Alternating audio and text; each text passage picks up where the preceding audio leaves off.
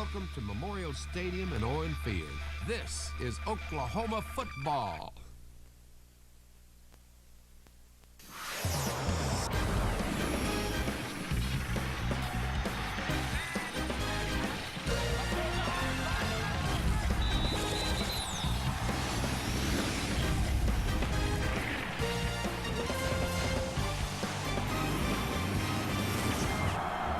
Welcome to the campus of the University of Oklahoma in Norman, Oklahoma.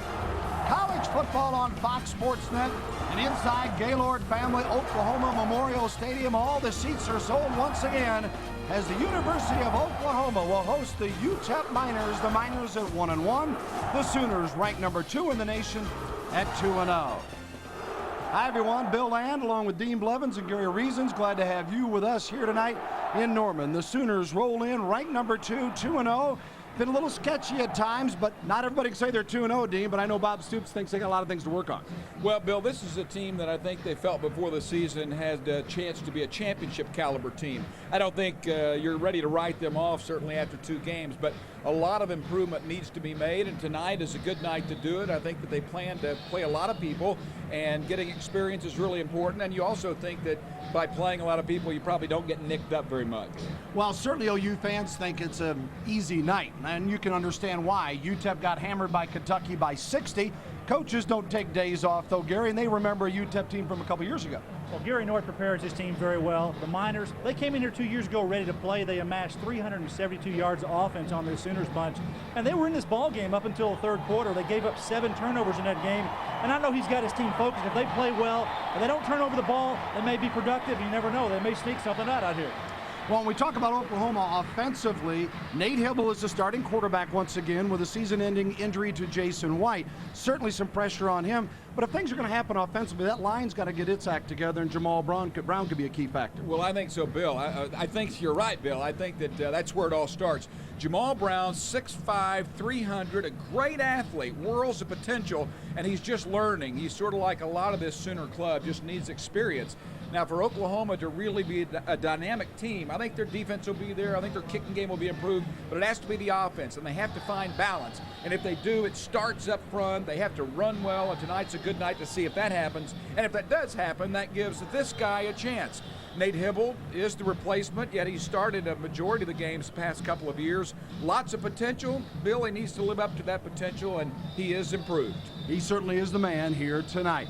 Now, when you think of UTEP and what they've got to face against Oklahoma, there's a terrific speed of that Sooner defense that is obviously a trademark of this team. Well, Bob Stoops came into this program. The one thing he decided to do is recruit speed all around the field, and particularly on defense.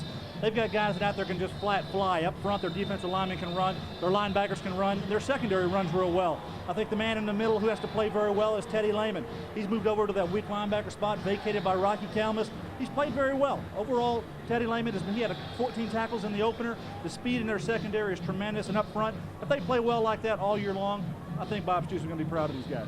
All right, Bob Stoops is the guy to handle it. He was certainly not overall pleased with the Alabama performance, but he said a win is a win, and we will get better. You can count on it tonight. The Sooners and the Miners coming up next. Stay with us.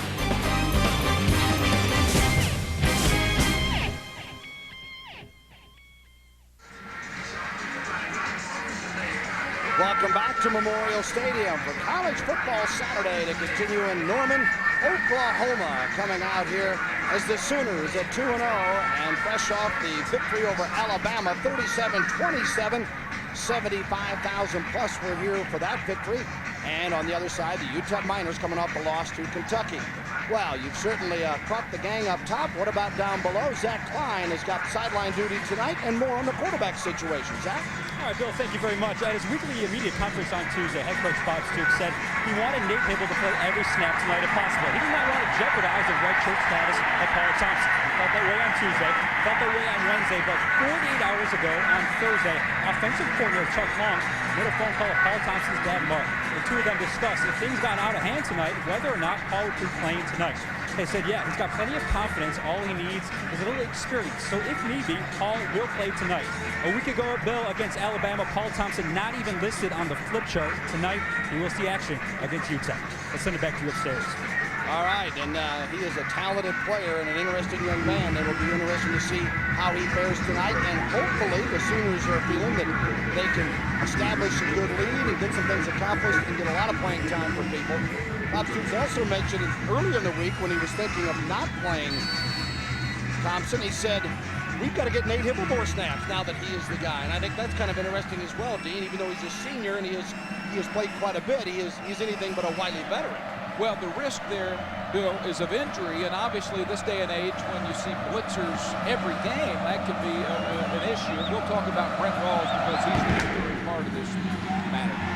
All right, the ball comes off on Oklahoma on the kickoff, and across the 20, and short of the 30-yard line on the tackle, and that's where Oklahoma will take over as Antonio Perkins on the return, and the Sooners will come out on offense to start things here tonight.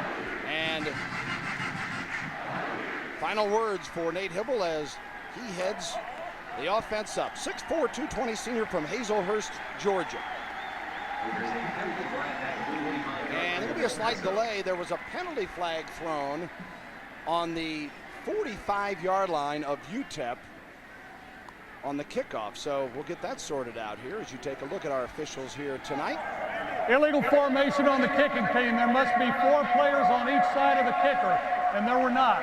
That's a 5-yard penalty. We'll re-kick. Well, you heard it, so they'll re-kick, and Oklahoma will get the opportunity to break something big here today. Well, I've heard of a pre-snap penalty, Gary. That's a pre-game penalty. Well, that's on the coach. I tell you, if they're lined up incorrectly on the kickoff, there's no doubt that that's a coaching error, but I don't really know what happened on that play, but you know, that's just one thing that can go wrong for this team starting out the football game. And take a look at the weather here, Bill. Yeah, beautiful for the moment at 82 degrees and 69% humidity. They have called for some scattered thunderstorms, and they've been throughout the area, and you can see the menacing skies. Hopefully they'll stay away and avoid Gaylord Family Oklahoma Memorial Stadium. As UTEP now ready to kick it off. Keith Robinson is the kicker as the Sooner students are into it. Perkins again, the 30. An ankle grab near the 43-yard line. Perkins on the return, and Oklahoma much better field position following the penalty. Let's take a look at the starting lineup for Nate Hibble and the Oklahoma Sooners. On offense, Hibble 53% this year with 256 yards passing, hitting 17 of 32. Up front, Sims, Davis, Carter, Skinner, and Brown that Dean talked about. And the backs and receivers, Griffin, Savage, Fagan, Clayton, and Smith, all are outstanding. And on the first down, it is Quentin Griffin. Picks up a yard to the 44-yard line. Brought down there by Mark Dowdy. Well, Oklahoma expected to run a lot of two-back tonight, try to run a little power football. That was two-back in the sense that Gary, it was a tight end back there. That was Trent Smith. Yeah, Lance Donnelly actually turned the corner real well and took out the linebacker coming across. And the Sooners picked up just a couple 1 yard there on first down. But was a nice power. block, It was a good block inside. 2nd and 9. Hibble. Complete to the 30, the 25. Savage. Touchdown, Oklahoma.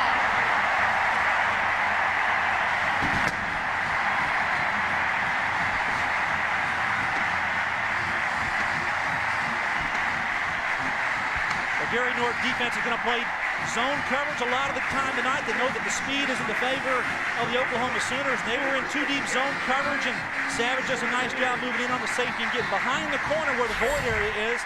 You can take a look out here. He's going to find a way to get down inside. I'm sorry, going the opposite way. You see the safety in the middle of the field, and he just doesn't make the tackle. The safety comes over, does not convert, and Savage takes it to the distance. Savage with the TD. And DiCarlo with the point after, and Oklahoma on the board. 2 offensive plays, and Savage with a touchdown on his 7th reception of the year. Antoine, a senior from Albany, Georgia. And Oklahoma lights him up early, and UTEP, after giving up 77 to Kentucky, is saying, oh no, not again. Well, this is exactly what Oklahoma wants to do. They want to get the ball downfield, a vertical game or just a ball that, Gary, is not a hitch or a slant or something short. They feel they've got to do that so they can get the defense off of them a little bit. Well, look at the protection here. Hibble, he's in the pocket, no problem there. And then just a good route and good run by Savage, converting a play down the field. Gives this offense a lot of confidence. 2 plays out the box and 7 points on the board. There's the scoring drive with a 56-yard TD pass to Antoine Savage, and now Oklahoma will come out and kick it back as the Sooners up 7-0. Bill, that's an interesting play in the sense that that's the identical play with the same players. Antoine Savage and Hibble threw a ball similar to that last week against Alabama that could have led to points, and it was dropped by Savage. Confidence builder there as well.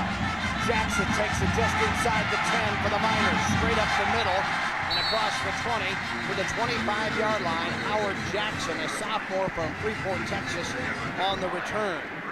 And making the tackle, Russell Dennison for the University of Oklahoma.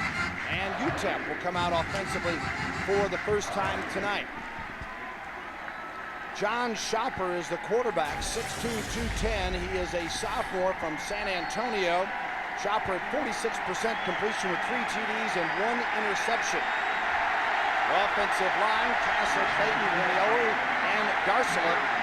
And the wide receiver to watch here is Terrence Minor, a senior from Houston Lee with 8 receptions, 122 yards. First and 10 at the 25, and Schopper to throw it. Blocked, nearly picked off, and Oklahoma shows the defensive pressure. Lance Mitchell got the hand up on it from the linebacker slot. Good-looking player, Bill. One of the guys that has transferred in, he and his buddy Pasha Jackson. And Gary, get the defensive man. Show me. Here he comes, blitzing. right in there. No problem. He makes a good move inside and watch the hand go up.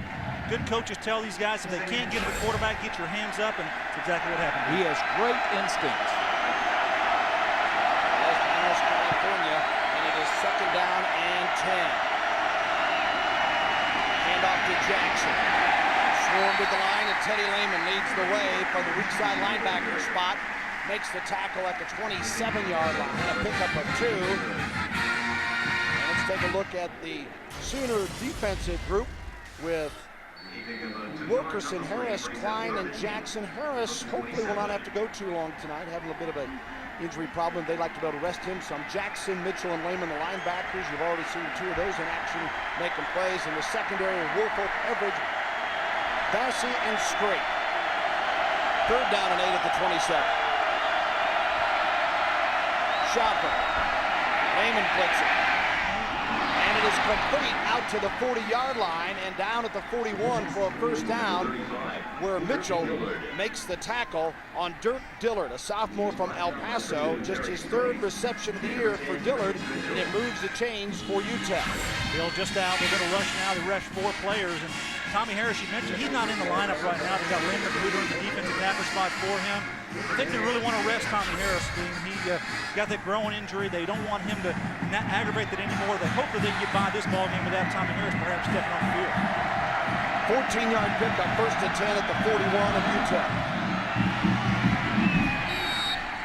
Yeah, Gary, the thinking there is Tommy Harris had the groin injury early this summer, and you know how those injuries are. If you don't take care of them, they just nag at you off and on. And so he got into the first couple of games, and particularly against Alabama, was kind of limping around. This is a game that you could probably rest some. Off week next week, Bill, before you come back to South Florida. And he's a guy you're going to have lined up before you come Missouri and Texas time. Yeah, the schedule really sits up pretty well for Oklahoma. They've had a big challenge. They hopefully get some things done here tonight, and then a week off before they hit South Florida. Schopper's pass is incomplete. Intended for Minor. Jackson was out covering on the play. Pasha Jackson, who is from Hayward, California. He and Mitchell, of course, the Californians that have added right away to this team, coming out of the San Francisco City College on a national championship team. Pasha Jackson is one of those players who's on this defense who they need to perform and perform well. He's been kind of spotty over the first couple of games. That time did a real nice job dropping out to the lead flat. Good coverage and caused an injury. Dime coverage this time for the Sooners. 6 defensive backs. On a 3rd and 7 at the 44 for the Miners. Schopper got it deflected again at the line. Nice play. I think that might have been Bassey. Was that Wilkerson? Bassey does a nice job, though, guys, coming off that edge. Yeah. You know what? He's feeling the game a lot better. He has a lot of improvement to do. Of course, he's trying to take the place. I think that ended up being Wilkerson. It might have been Wilkerson inside, but Bassey came off the outside. Good job that time. He's the fastest player on the Oklahoma team. Yeah. Hey, why not rush him? He'll get to the quarterback more times than some of those other fellas. 4.3, 240. 4th and 7. And Benacos is the punter. Perkins at the 9, looking for room. 15, and rolls across to the 16-yard line as Perkins, a 46-yard kick for Bryce Benacos, a sophomore from Chino Hills, California. Oh, we'll be right back. It's Oklahoma with an early 7-0 lead here in Norman.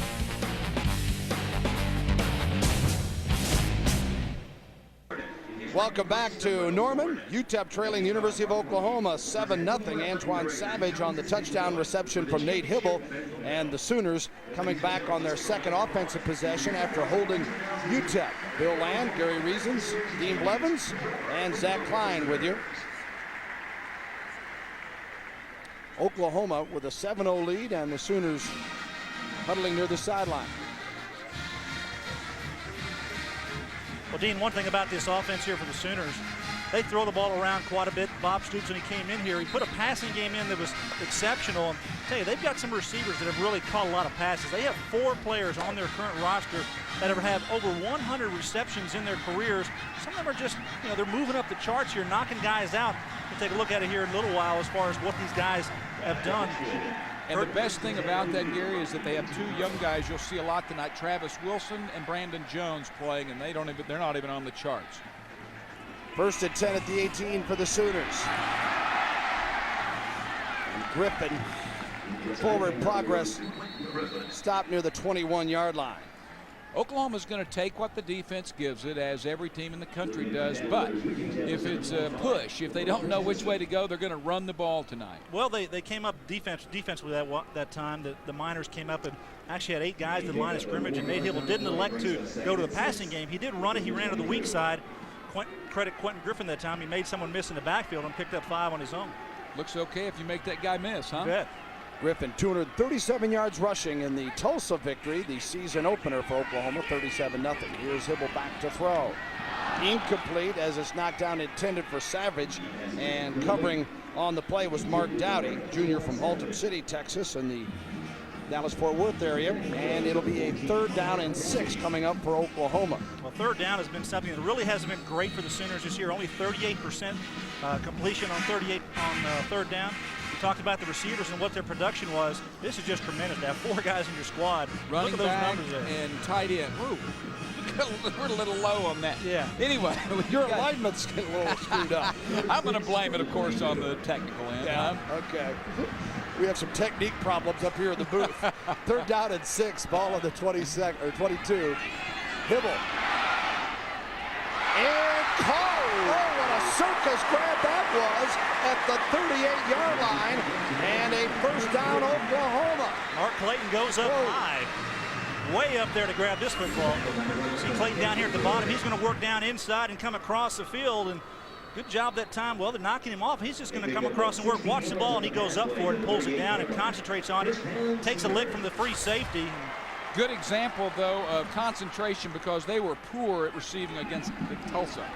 He had 2 TD receptions in the Alabama game. And with the 1st down, back to the ground game for Oklahoma. 10:25 to go in the 1st. And Robert Rodriguez made the tackle. Rodriguez, good-looking sophomore linebacker, 137 tackles last year as a freshman to lead UTEP in that category.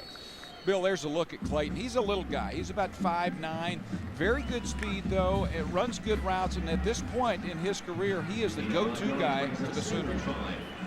Arlington Sam Houston, and Arlington, Texas is home. Here's Hibble back to throw it again. Fagan just missing as diving on the UTEP sideline near the 25-yard line, and covered on the play by Weldon Cooks, senior from Midland, Texas. And the Sooners facing a 3rd and 5 now from their 43-yard line. Gary's a defensive player. When an offense attacks you like that and takes some shots down the field, what does that do to you? It definitely makes you want to play coverage first and rush second. There's no doubt about that. It takes away your aggressiveness at the line of scrimmage, and that's why Quentin Griffin can really be dangerous, because you can pop him through there on the shovel pass, on the draw, or a quick little play like this, and he was ready for the shovel then, but Hibble finds the receiver outside, and that's Savage. 3rd and 5, and knowing where you got to be, Savage leans forward as the first down easily, and Nate Hibble is particularly sharp here in the early going for the Sooners. So he spreads the ball real well around the field, and Savage just works to the outside here. You got one running him off, and Clayton out of the zone, and Savage did a good job in making the cornerback miss. Well, and that was a check down. That was not the primary receiver. That was the second or the third, and Savage being pushed by Wilson. Griffin on the first down call stumbles across midfield. Hibble in the early going, 3 of 5 for 79 yards, and of course the 56-yarder for a TD to Savage. And Griffin now 4 carries, 11 yards, as High made the tackle that time. Kamal, a senior from Lubbock. Bill, to finish that thought, Savage is being pushed by the true freshman Travis Wilson that we mentioned, so sometimes being pushed helps your performance. Yeah, they really are excited about Wilson, the freshman out of Carrollton, Texas. Oklahoma at the 48 with Griffin on the carry. DJ Walker, free safety for the Miners, making the stop. Here's their leading tackler on the season. This Miner bunch, they can be stingy. Their defense, they can do some good things. A year ago, they gave up 184 yards a game passing, rushing 225 yards a game, 409 yards a game total. But they can make big plays, and that's what they do. They pick their spots. They run a 4-2-5 defense, Dean. Got a couple of linebackers in there and a lot of speed out there, much like Oklahoma tries to do. 3rd and 8 for Oklahoma. And Hibble completes it short of the first down. Inside the 45. Pardon me, Bill. It'd be interesting to see what happens here, because I think it might be a game where you'd be inclined to take a risk or two. As soon as I see that, Bob Stoops sends punting unit on. Why'd he glance up here anyway? As the Sooners with a 7-0 lead, clock moving at 8 minutes coming up here in the first quarter, and Hibble to the sideline as Oklahoma to punt it away with Blake Ferguson standing on his own 45. We'll boot it away. Good for the stats, bad for the team. Yeah, into the end zone and out, and that'll bring it out to the 20. And UTEP will operate there. You're watching Oklahoma and UTEP college football here in Norman. The Sooners with a 7-0 lead.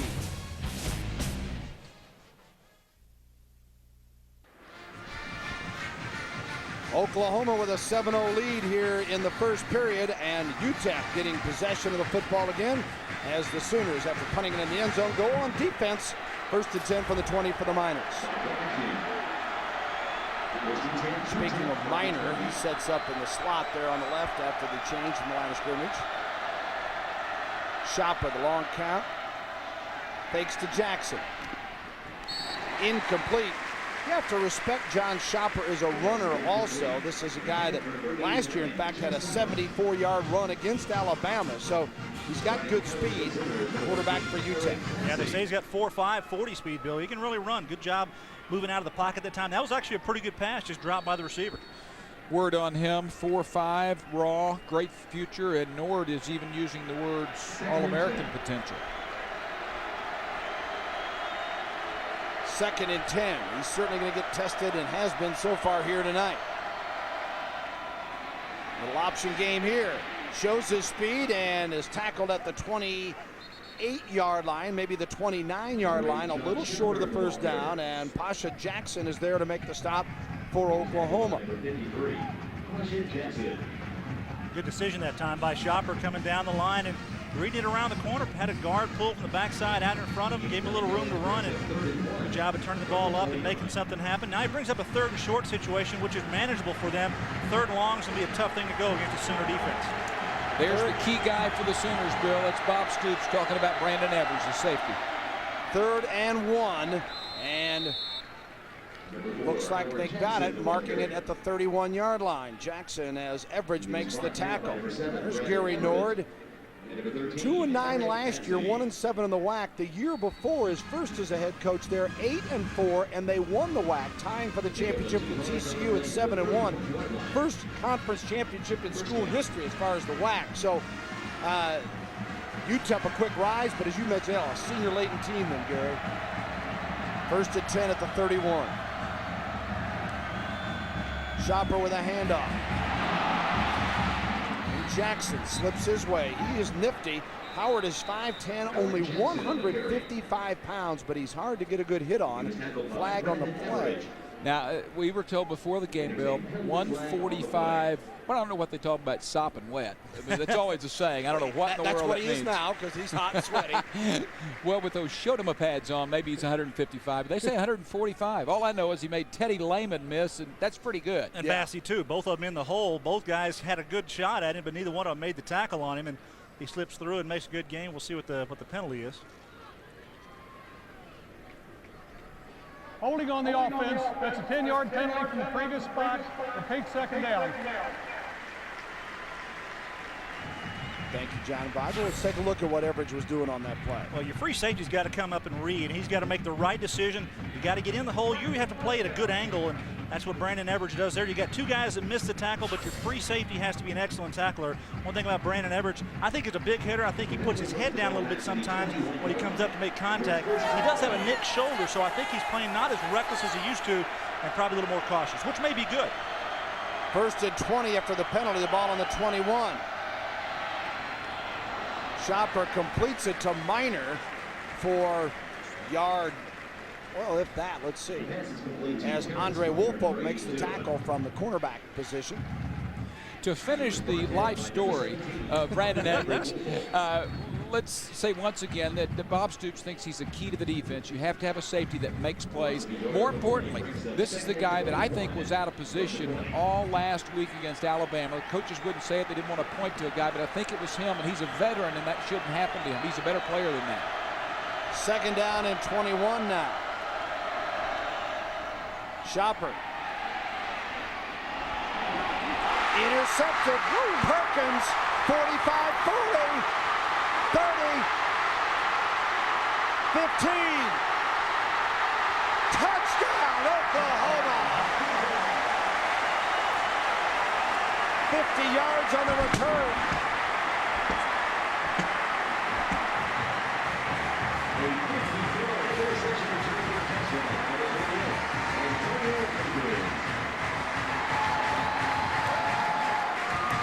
Well, he's not just a punt returner, Dean. Antonio Perkins does a nice job. He's the safety here playing middle of the field. They're going to try to get the ball to the tight end and watch him come across.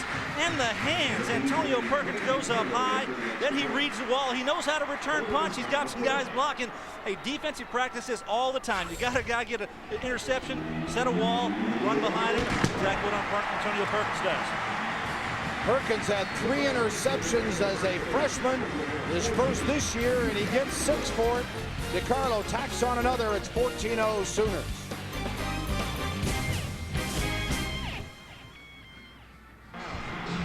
Oklahoma with a 14-0 lead. Bob Stoops got to be pleased so far. What about the Sooner head coach's goals for this season? It has a chance to be. I'm always, it can. We'll be faster than we have been in the last 2 years.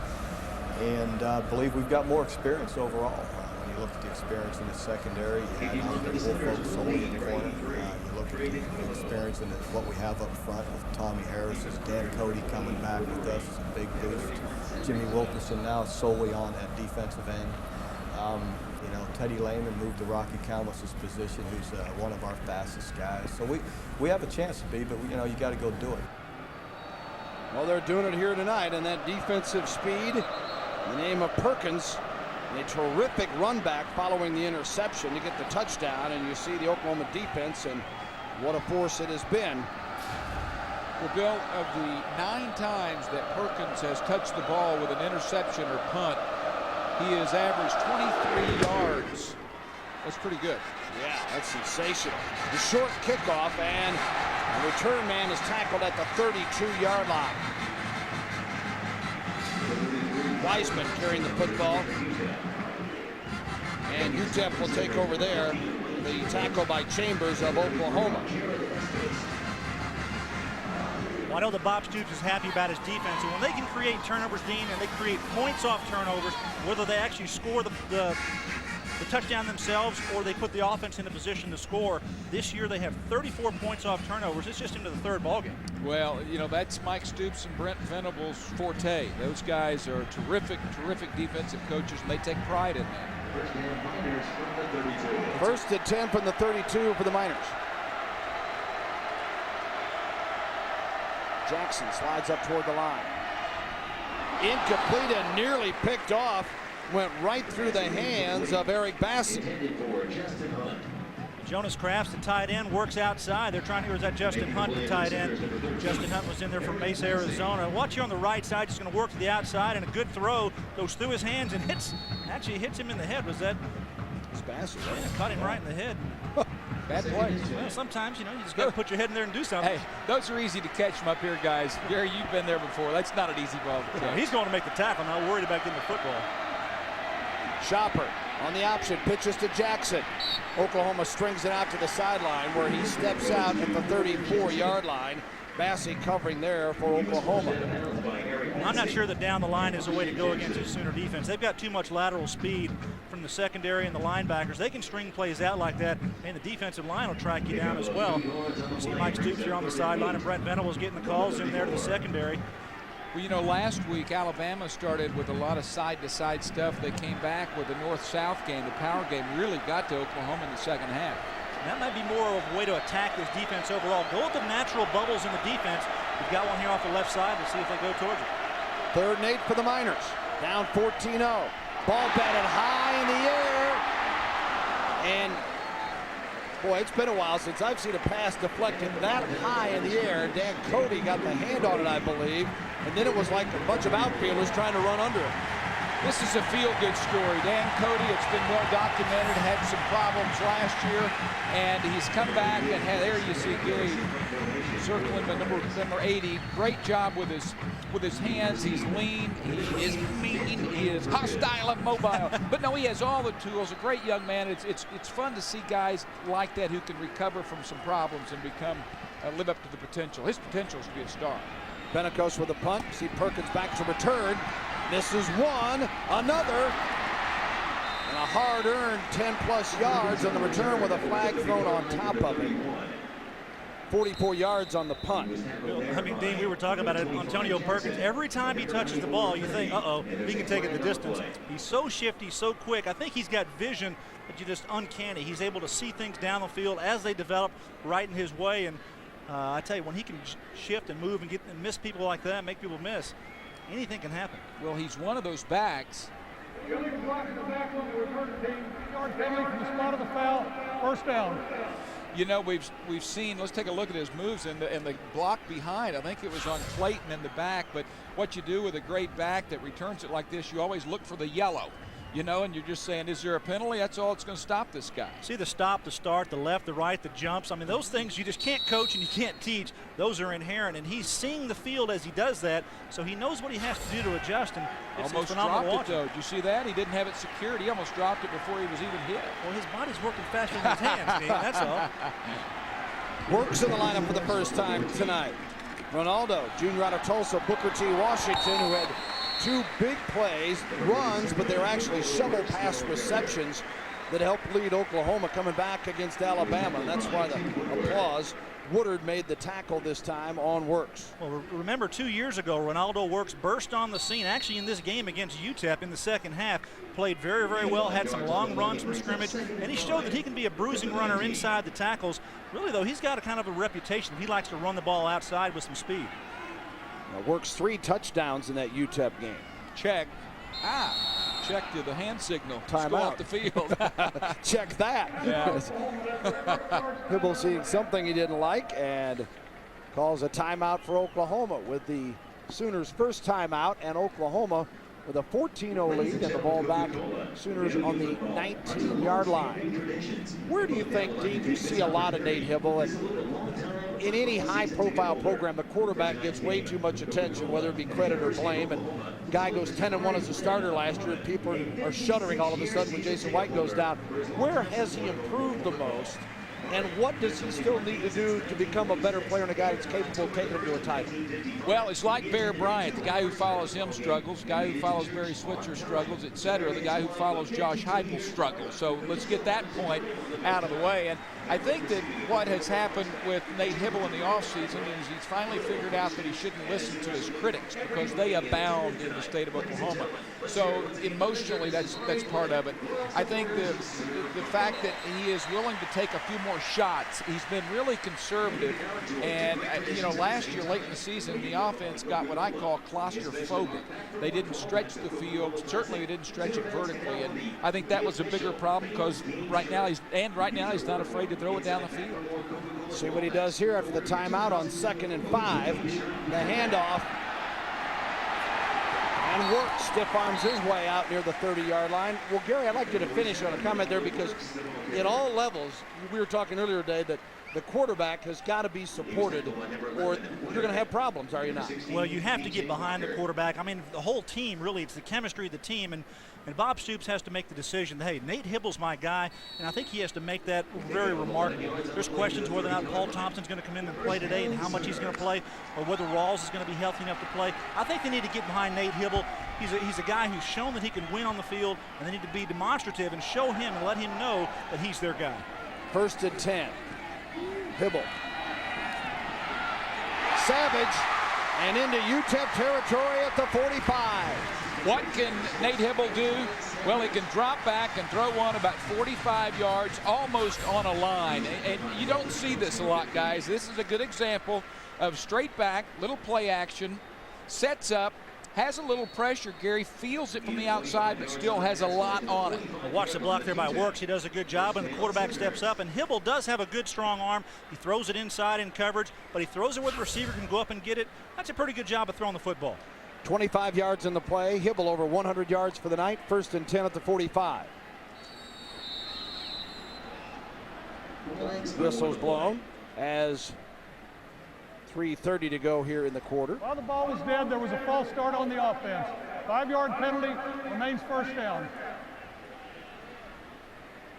Penalty-wise, both these teams about the same coming in here, as Oklahoma's had 12 penalties on the year for 44 yards. UTEP 11 through their first 2 games. The Miners, besides the blowout loss to Kentucky, they were victorious over Sacramento State 42-12 in their opener, while Oklahoma shut out Tulsa. I've not seen much from Trent Smith this year so far, guys. Tight end flanked out. 1st and 15 from midfield. And Works ran out of room and may give him a yard as he crossed into UTEP territory. Rick Fetty made the tackle. When you split that many guys out, you have to get your wide receivers to block for you. Ronaldo jumps out to the near sideline here, just trying to work it on down, and everyone's kind of locked up. There's nowhere to go. Good job by the Miners defense of stringing it out that time.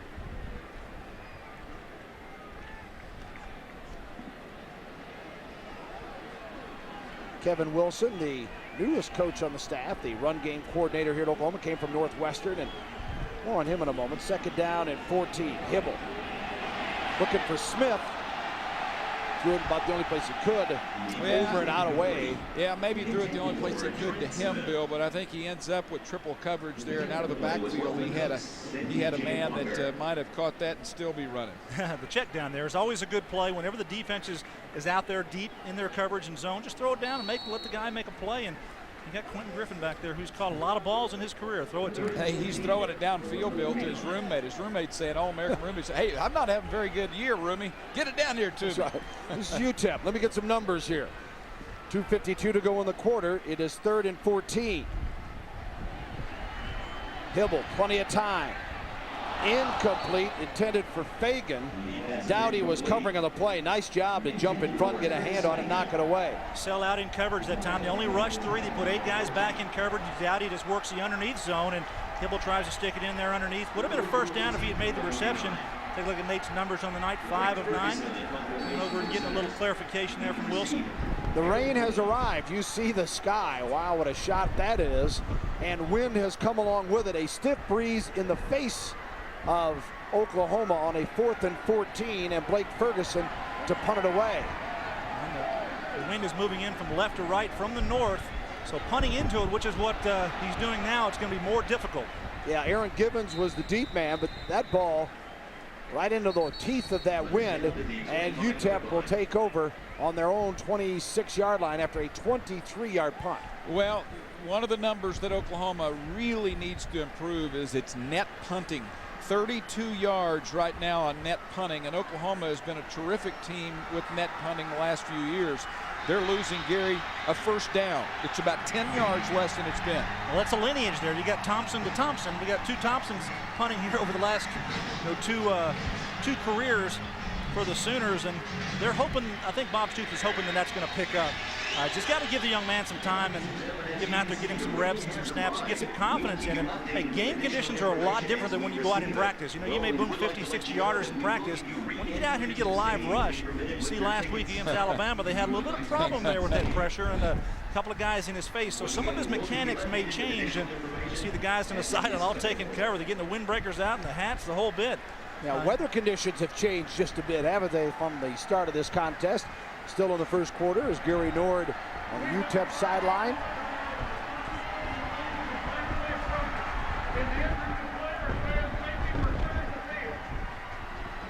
Apparently they are going to clear the field. Well, the weather forecast for this storm was not inclusive of lightning. Maybe they heard some lightning or saw some in the distance. We cannot see out the booth here to the north to our left. So actually, I can see the rain coming sideways. It's not raining down, folks. It is raining sideways, blowing right onto the stadium field. Interesting scenario, guys. What do you do if you're in the stands? Okay, you've taken all day to get here, and you're sitting out there, and the players are gone. Are you going to stay in the stands, or are you going to hike it to the buggy and leave? There's that silver lining that you talk about in any store, right? It is the rainbow here tonight. As the band, maybe here's the first indication that we might have a game pretty soon. The band is back in the stands and in place. Fans are starting to come in, and shortly we'll have the players back on the field, and hopefully we can get underway. Let's go back down to Zach. All right, Bill, thank you very much. I took this football underneath my vest about 5 seconds ago. You can see it's already getting moisture. They have 24 footballs on the sidelines here at Owen Fields, and they'll exchange them about every play, every other play. Now, the grip, my grip is pretty good right now, but as you said, under center, maybe rolling left, rolling right. The rain's coming down sidelines. Sideways, so it's going to be difficult to throw the ball. But you guys were mentioning up top that Oklahoma trying to work on the ground game, so maybe we'll see a lot more rushing plays. But if Hibble and company trying to go back, let's see if I can throw that upright. What do you think? No, didn't even come close. But that's why he's a quarterback. I'm not. Let's send you guys upstairs. Too bad we didn't track the rest of that throw. Wait a second there. They were dodging you in the stands there. Well, the trick is that go get the football now and see how wet it is, because that ball's going to absorb that water, and time after time after time, if you drop the ball on the ground, if you have a fumble, you go down to pick it up, it's going to be a little wet, and it's not going to be easy to get a handle on it. Well, Zach was talking about the footballs and how wet they may end up getting. Each team has the right to choose what football it really wants to play with, right? Yes. Wet or dry, or is there a certain football that is better that a team may elect to go to in a situation like this? Or well, a quarterback has footballs that he likes, and they let him bring, these. I've seen balls that are really worn these days. Way back when, you had to use brand new footballs, and I felt that they were slicker than I wanted before they ever got wet. And when those balls got wet, you had no chance unless you had a real big hand. And these days, you can wear some footballs out, and sometimes teams have a couple that are fairly worn so that they will be able to be better in weather like this. But bottom line is, quarterbacks have the balls that they want, and you basically, I used to pay guys on the sideline extra money to keep footballs dry. So didn't work for me, but I don't know why I did. I never do them forward. Well, kickers too. Kickers like balls, particular balls. They have a bag of balls that they use. They like to use those in the game.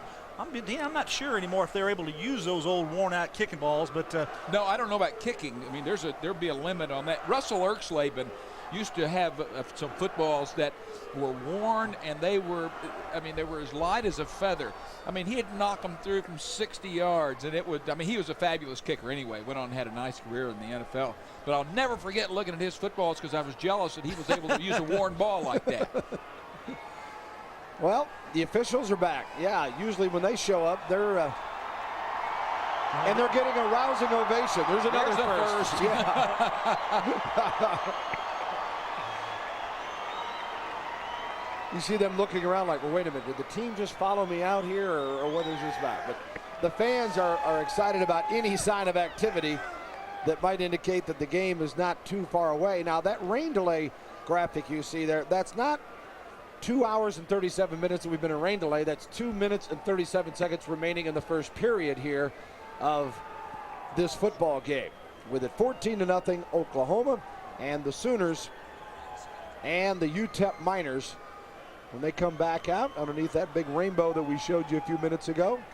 But it continues to rain pretty good here. It's amazing that the sun is so close, yet we've got a pretty good downpour still going on. Well, immediately behind the stadium is the sun setting. We've seen that, and the rainbow is up over the stadium again. Looks like some of the Sooner personnel, the sideline personnel, are making it onto the field. And the cheerleaders are back out, and we might have a football game here before long. By my count, we've gone 45 minutes. Is that local time? And it just looked like, to me, out of my vision, I know it was something flash in the stadium, but there was a lightning blast right in front of me.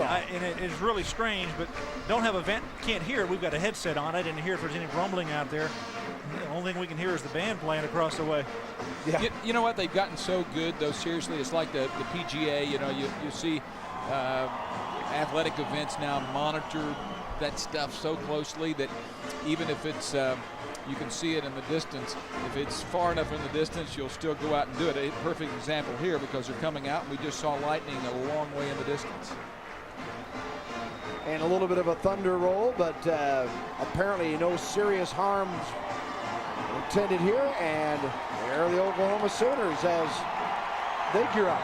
The other thing you don't know here, the fans may just, regardless of those that don't come back, those that stay make it into this like they've never gotten into it before, to say, I was there the night it took 5 hours to play that UTEP game, and I had a great time. And some of the fans may have some of the best seats they've ever had because others have vacated, and that's not a bad feeling either. All right, Gary, tell me now, as one of those big uglies, no, as one of those defensive players, tough guys, would you want to come back out and play in this? No doubt. This is one of those games where you go out there and you have fun. It's one of those slobber knocker type games, to coin a phrase. You know, this is the time you go out there. Your defense, if you're a defensive player, you have a chance to play in the rain. It is fun. It really is, because you're flying around and you make a tackle, you make a hit, and you slide. And you know the Sooners, hey, they're getting fired up, and I would expect the Miners, when they come out, to be the same way. Michelle, lady, gotta tell you, it's a nice looking outfit. little plastic does wonders. But you know, it is fun. Yeah, don't get off into plastic surgery. She did not need it. No. But the playing on the field is fun. There's no doubt about it. And these guys, you know, when they come out, they've practiced all week. This is payday for them. This is a chance for them to perform. And there's guys that are trying to, you know, work their way into spots. And Bob Stoops has some questions to answer. He needs his football team on the field. Hey, don't be talking about OU and payday. Come on, huh? These kids are amateurs. Well, as the officials talk to Gary Nord, UTEP coach, let's go ahead and take a little recap here of what has happened on the field in the first 12.5 minutes. The first quarter, Hibble, Savage, 56 yards, touchdown Oklahoma, first possession. And the interception by Antonio Perkins, and the run back here just watch him find the wall of blockers and doing an excellent job in the return game. It's not a punt return, but an interception return, and he does them both very well. Boy, great vision there by Perkins, and a little shake and bake to miss a guy and then follow his blockers. Dean? All right, wind is much crisper, so that'll be a key factor here. I think the other thing you really have to watch closely at the beginning is pulled hamstrings. These guys are just coming out, and we'll see how long they get to warm up here. But the weather has cooled, and it sure is an easy time if you have any type of a nagging injury to to aggravate that injury? I think they're going to give him plenty of time to warm up, because what you're talking about, Dean, is very true. These guys, they've warmed up, they've cooled down, and now they've got to go in a warm-up process again. And it's much like going into halftime. It was a very similar situation. They've done this before, and now they're going to have 2 halftimes. So they'll come out and they'll prepare, they'll warm up but it as was need longer. to. It was longer. It wasn't in a routine that they're used to either. They didn't know when they'd come back on a timed halftime. You know how much time you have to allot to taking care of business, getting with your coaches and getting prepared to go out. And then you stretch and get ready to go. This is a little bit different. I think they're going to be a little more extensive here in the warm-up period. And they might want to call a hockey coach, because they're going to have another break here. So it'll be like hockey tonight, where, okay, what do you do when we have the second break? As Oklahoma loosens up and gets ready to go with 2:37 to go here in the first period. And kind of interesting, we saw some more lightning, but apparently nothing of danger. So hopefully we'll be underway here in a few minutes. I'm lucky enough to be a football analyst, not a weather analyst, so I'm going to leave that with you guys. Hey, guys, I want to get your opinion on something as we watch. It was Nate Hibble, and it had to do with him and his offense last week. We all know that Oklahoma came out of the second half, and they were just lethargic. They didn't get anything going offensively. In talking to some of the players this week and talking with Chuck Long, they all said that they were tight, that they didn't get loosened up, that the defense was on the field, most of the second half. 47 snaps, in fact, the defense was on the field. That's the first time I've ever heard in hot weather an offense say that it was, this is a club that doesn't make excuses, say that was a factor, Gary. I think it's not so much that, Dean, as much rhythm. They just lost their rhythm because they were on the sideline, and the defense had them go down the field. Alabama moved the football, and they were out there quite a bit of time, and the offense just wasn't in sync. And when you're not in sync, you're not in rhythm, you're going to feel tight. Things aren't working, things aren't clicking. It's just going to be different for you, and I think it's really what they experience more than being tight physically. Good point. Well, do you think, you mentioned earlier the injury to Tommy Harris, in light of this, do you think he comes back and plays in this situation? Or? Oh, boy, I would sure think not. I think this would be even more reason for him to not play. Yeah, we'll keep an eye on that defensively. There is Griffin and Works, the duo of running backs that have both seen some action here tonight. And we talked a lot about Nate Hibble. We haven't talked a lot about Josh Heupel, who certainly is the guy that helped lead Oklahoma to a national championship a couple years ago. He is with Zach Neal right now. All right, Bill, thank you very much. That is right. Josh Heupel led the Sooners to the 2000 national champion. Feel good to be back and watch the guys, but you're brave, man. You're very brave to be out here in this weather. True fan. Nah, it's not a beautiful night for football, but we don't play bad in the rain, so looking forward to a good second quarter coming up here in a little bit. Yeah, long first quarter. You were in the locker room. What did the coach say to keep these guys focused? As a quarterback, what would you do to keep these guys on edge, knowing that they've been, sitting beyond, down for about 30, 45 minutes? Well, I wasn't back in there with them, but these guys are going to stay motivated. Obviously, we had one scoring drive, one come out and be successful early and get some more points up on the board. How difficult is it as a quarterback to play in this weather? The footballs are slippery. Your hands might get a little wet. Even though they exchange the footballs every play or two, is it difficult to throw? It's difficult for everyone, but as a passing team, you might have a little bit of advantage as long as the ball boys do a good job keeping the balls dry. You got the advantage as far as footing goes. How you keeping busy these days? Always staying busy, working on rehabbing, finishing up school, and being busy, being around here. Just appreciate your time. Thanks. Send it back to you upstairs. Appreciate it, Zach, and great job during this rain delay. We are ready to go. 1st and 10 on the 26 for UTEP, trailing 14-0. Bill Land, Gary Reeds, and Dean Blevins with you up top. And, well, rain or not, the Oklahoma crowd is fired up. Mitchell makes the stop on Jackson on the first down carry, and it'll be second and a loss on the play. Hey, I told you those quarterbacks would give the game balls. The MVP would go to the ball boys, Bill, if they do their jobs, huh? Yeah, and Josh, he backed you up on that one, didn't he? Here's more lightning. This is hard to imagine, guys. It's right above us. Heupel, of course, the career passing completion leader, and rewrote the record books here at OU passing-wise. And the run going nowhere. It'll be 3rd and long as the wind has slowed down a little bit. We'll see how it affects the passing with still a pretty good rain going on here, though. Doesn't look like there's much wind down in the field. Got a little bit up top here, but the flags on the goalposts are not affected too heavily right now, so it shouldn't really affect the passing game. As Josh Heupel alluded to, the footwork of the receivers is probably going to be a little better than the defensive backs, because obviously the receivers know where they're going, they're going to break, and the defenders have to react, and any slip could be in favor of the offense. 3rd and 12 from the 24. Chopper. Incomplete out of the hands of Lehman. He had 6 if he could have hung on. Lehman says, give me a drive football. He says, come on, ball boys. Do your job. I'm in the end zone. Well, that's the speed that Teddy Lehman has at the linebacker spot, covering man-to-man on the tight end coming across the field, and does a good job of just cutting underneath. Watch him make the break underneath and get 2 hands on the football. Catch that ball, Teddy, and you got to score. Yeah, that's impressive, though, isn't it, old linebacker? Huh? When you can close, when a linebacker can close and make a play on the ball, there's no doubt about it. If you now, can that play ball with was speed, thrown behind him, but still, he looked like he might have gotten there. Benacos nearly had it blocked. Here's Perkins from the 25. And brought down at the 32-yard line. A 51-yard punt from Benacos, and Oklahoma will take over the football here with 1:02 to go. Click making the tackle on the play. Cedric Click, a freshman from Pomona, California. And the Sooner offensive unit comes back on with Nate Hibble and crew. Some quick numbers.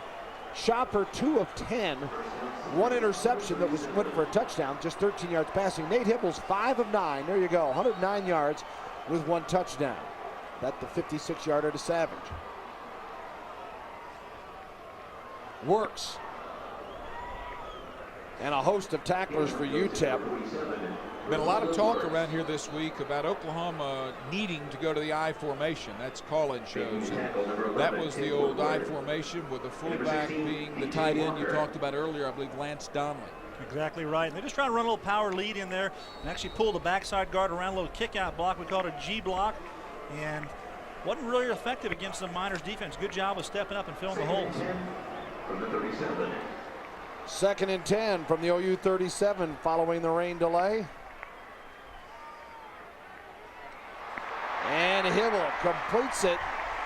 Trent Smith able to hang on. Dean, you wanted Trent Smith to get into the passing game. They throw it to him, and this is a whale of a catch. Oh, his ability to catch the ball. He's going to turn around. Watch Josh Heupel throwing it to the outside. Trent Smith is going to work inside. Watch him go all the way outside to catch that ball. Loses the handle. It's a little wet, but brings it down for a grab. I tell you what, Hibble rifled that football, and it was away from his body. That's a terrific catch. Smith, his first reception of the night, his 8th of the season. Last year, 61 for 564 yards. And with a 3rd and 3, the end of the first quarter, we'll be facing 3rd 3 for Oklahoma. We come back on the longest first quarter in college football history. Ring a commercial on. Welcome back as Bob Stoops, the head coach of the Sooners, 33-7 in this, the start of his 4th campaign. And the Sooners up 14-0 as we go to the second quarter here. And Oklahoma faced with a 3rd down and 2 now at the 45-yard line. Sooners on their own 45 as they bring it out. Up 14-0. Works in the backfield with Hibble. Savage the man in motion. Hibble. Oh, wow. And a fumble, and it is, hold it, they're blowing it dead. Is it dead or a fumble? They called it down. Well, that's a... Clayton was the receiver. Intercepting or recovering the fumble, whichever you wanted to call it, was Tim Woodard. First down. Well, Gary Nord's going to say, now wait a minute. That was the break I was looking for. Well, they took a shot. I think it's DJ Walker, the free safety, comes across. He's going to come across and make a hit right here. Watch this ball thrown. DJ Walker just lays into him. Bingo, and the ball is out, but he is down. It's a good call by the official. Mark Clayton hangs on to it and gets to the ground, and the ball pops out, and it's going to be Sooners ball. Called a blow to the head. It was a blow to the head. Yeah, it was definitely a force there. DJ Walker, he's the best defensive back, no doubt about that, and he's the number 2 tackler on the team. He's the secondary person who actually some scouts are looking at, say that he might be playing the NFL someday. So 12 interceptions. He's a physical player. That's what they say about him and number 15, Weldon Cooks, who was toasted a little bit earlier, number 15.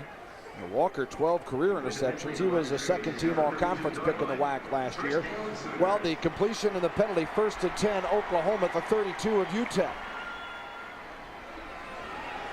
Hibble Going deep. Touchdown, works. Oh, wow. What a call and what execution. Well, I tell you what, Nate Hibble didn't take the easy way out on that one and just throw it up. He threw that one, and just like a cornerback, was running stride for stride with it. And Ronaldo Works gets the touchdown. Oklahoma with a 20-0 lead. That is Works' 4th reception of the year. And that's pretty good handiwork. Fake coming out of the backfield. Ronaldo Works. Obviously a missed assignment by the Miners, and nobody within 30 yards of him. Good job that time by Nate Hibble delivering a ball for a touchdown. And for the point after, DiCarlo, it is up and good. Oklahoma with a 21-0 lead. They struck early when the game started. They strike early in the second quarter. Sooners by 3 touchdowns. We'll be right back. Here's a look at Nate Hibble's second touchdown pass of the night. Yeah, Gary circled the man who's going to run a little wheel route up the boundary. Great fake. You've got Quentin Griffin picking up his man. Wonderful fake, though, by the quarterback. And I don't know where the defender was, Gary. The wheel route just ate him up. The 20 and to the 22-yard line. What'd you get? Took with the run pursuit a while ago on that play, or what was it? Well, actually, they probably did. They went with the run. The linebacker obviously would have been assigned to a linebacker in coverage. He probably just over-pursued at the strong side, and Ronaldo came out the backside. It's obviously a big play for the Sooners and a score. Redshirt freshman Gayron Allen there getting congratulations on the big hit in the special teams play. And special teams is certainly a mark that needs improved, according to Bob Stoops after last week, when kicks were blocked and a fake field goal went for a touchdown. And the Sooners have had good coverage here tonight. It's now 1st and 10 at the 22 for the Miners. Shopper, a little play action on the rollout. And incomplete. Went right through the hands of Kraft. That's a big-time throw, guys. It's been a tough catch, but well defended, but very well executed by Shopper. And watch the guard come out and block. Does a good job. He gets behind him, turns his defender in. And then Shopper throws the ball across his body right there on target, but Kraft's the tight end coming across. He's the second-level receiver on that boot pass and threw it in there. He just needs to make that grab, and the Miners will be moving down the field. Jonas Kraft's with the opportunity there, and Shopper's got to be thinking, I'm 2 of 11, but guys, you've got to catch those footballs. 2nd and 10. Jackson, is he hit by a load there as Jackson brought down by Jackson and Bassett. Well, Bassett's the one Sooner fans are watching, though, guys, because they're saying number 38 would make that play. You know, it's unfair to him, just like the Hibble-Heupel. Well, you talk about Roy Williams and Bassey on this play. Gary does a great job of form tackling. Well, you see on the front side, Teddy Lehman steps up in the hole, and Bassey goes backside and stays in his hole, and his angle does a good job making a play right at the line of scrimmage. 3rd and 12. Crowd getting into it.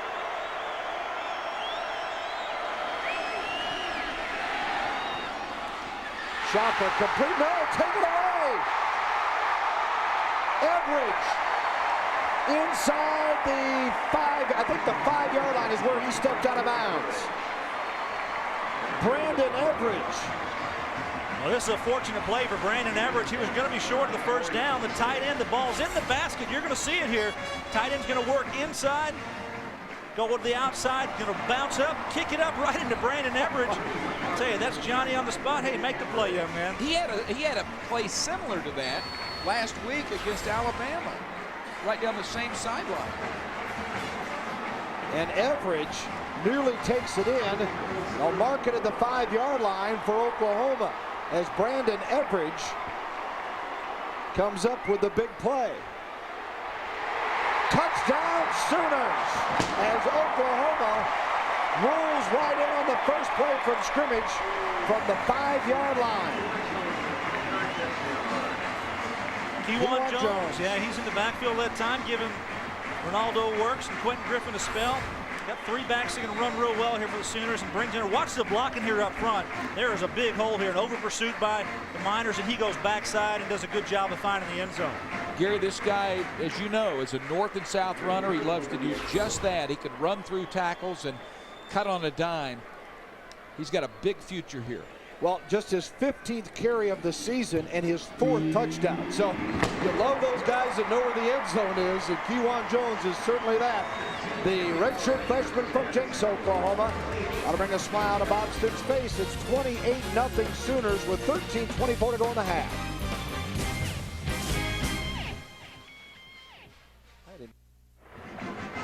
Oklahoma 28-0 and getting it offensively as well as defensively tonight. Big plays have been the story with 13:24 to go in the first half. Credit Brandon Everidge with an interception on that play, I believe, Bill. The ball was thrown down, it bounced off the tight end. He didn't have possession, kicked it up in the air. The ball is still live. It's a thrown ball. It's a pass. So Brandon Everidge comes up with the interception and takes it down and sets up the score. And Bob Stoops' troops are up 28-0 here early in the second quarter. And the fans have come back. The rain has slowed down a little bit, but a lot of Sooner fans made their way back in from the parking lot or wherever they went to root on this team some more. Yeah, and I don't think anybody's checking tickets right now either. About, well, wait a second, that's not your seat, sir. You need to move over 2 rows. Oklahoma with a 28-0 lead, and UTEP a little shell-shocked right now as the Sooners. Remember, there was 2:37 to go when we had the rain delay at Oklahoma, up 14-0, and 2 quick scores now. Well, I don't think you can put that on Shopper. The quarterback has thrown the ball very well. He's thrown it at the receivers. They just dropped 2 balls in a row, and it was opportunity for the Sooners. Jackson from the goal line for UTEP. Tackled inside the 20-yard line. They'll mark it near the 17 as Antonio Perkins, the head tackler there for the Sooners. Everidge getting an interception, by the way. If you're wondering, that was ruled as an interception by Brandon Everidge, his first of the season. Can you believe we had that much rain and that field is holding up as well as it is? You know, Zach gave the report on it and he was exactly right. No exaggeration. The footing just is terrific. Phenomenal. Well, you see Shopper, 1 for the last 10. He's had 2 interceptions. 1 went for a touchdown. The other taken back to the 5 that set up Work's touchdown. And it's 1st and 10 at the 18. John Shopper. Deep and complete. Miner at the 50. Miner showing some wheels and finally caught by another speedy player, Teddy Lehman, as he streaked across the field, and Lehman, the junior from Fort Gibson, catches up with it. Well, something happened there you will not see very often, and that is Andre Woolfolk, number 17, beaten down the sideline. I think it's just an adjustment on the ball. He doesn't make a good adjustment on the ball. He goes outside, and Terrence Miner does a good adjustment. He comes back for the football. Woolfolk will be a first-round draft pick, and here you'll see Teddy Lehman up trying to find the football to knock it out, but that was a mistake by Andre Woolfolk. 57 yards in the pass play, longest of the year for Shopper. 1st and 10 at the 25 of OU, and the crowd wants to become a factor. Shopper brought down, was he in the grass? Thrown away. And now the flag. Lance Mitchell leading the charge as Gary Nord takes a look from the UTEP sideline, a former OU offensive coordinator. Lance Mitchell, he's billed as a 4.5 runner. He's really not. He told me he's a 4.7 runner, but he plays fast, and he's one of those guys, if he gets you in the grasp, a lot like Roy Williams, you just don't avoid, he doesn't miss tackles very much. It's hard to avoid his tackle. That's a tough penalty for the Miners. They're down there knocking on the door at the 25-yard line. Now they set shop again at the 39. So it's a big penalty, loss of down as well. So 2nd down and 24, the ball at the 39.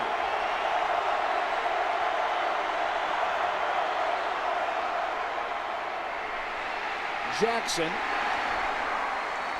back to the line of scrimmage. That's about it. So 3rd and a ton. Pasha Jackson there to make the stop. The offensive line is actually opening up some holes there, but they close very quickly. You'll see here it's the delay, it's the draw. Watch everyone step up in the holes, and as Howard Jackson goes sideways, the defense, they get off the blocks and they make a good aggressive move towards the football. You saw Pasha Jackson there step up and make a nice tackle. Jackson comes off as they make a quick substitution and go with the 6 defensive backs, third 24. They've got to get to the 15 of OU to get a first down here. Shopper. Incomplete. Miner wanting to flag. There is none. Covering was Perkins. Everidge, I beg your pardon. And that'll bring on, assuming the punt unit. Yeah, they'll go with the punt, Bill, and you could bet that Mike Stoops and Brent Venables would love to throw another 0 on the scoreboard like they did at Tulsa after being, I'd say, embarrassed in the second half against Alabama. Yeah, and this defense wanting to kind of regain some of its pride. And another whack opponent here tonight is UTEP. Perkins. Fair catch inside the 10-yard line. We'll take a brief timeout. Oklahoma rolling 28-0, 11:31 to go, second period in Norman.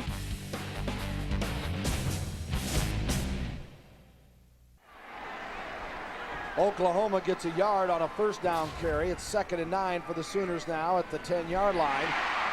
And Hibble's pass is complete. And Peoples making the reception for Oklahoma. Will getting just his 2nd of the year. He had 1 against Tulsa. That's a reception, Dean, that I've never understood. Why does a receiver jump up like that and stop his momentum? He could catch that ball and keep running. Well, I don't know. I mean, unless that ball, it's hard to see from here exactly where it was thrown. But I agree with you. Here's a guy, though, that has a world of ability at 6 feet, almost 6'1", and runs under a 4.5. 3rd and 3 as Griffin was stopped on the play at the 15-yard line, and Chris Minio, freshman from Odessa Permian, makes the tackle. So Oklahoma stopped, although the Sooners have had quite a night with 164 yards passing. Well, Bill, they made the big plays. You've got to be a little concerned about not being able to pound it a little better against UTEP. Yeah, the Sooners' rushing game is just 12 carries, 34 yards. Ferguson gets it off. Givens. Halo rule, and Oklahoma couldn't make the tackle. Didn't take advantage of the penalty, I guess. Yeah, as Woolfolk makes the stop. Punt 43 yards, 11-yard return by Givens, and the flag.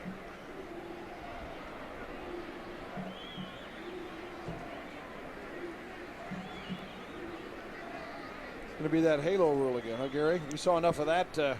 We've seen enough of that in the first 2 or 3 weeks of the season to last for a decade. I just think it's very tough to officiate, and I think it's tough to change the momentum of the game and the players coming down covering it.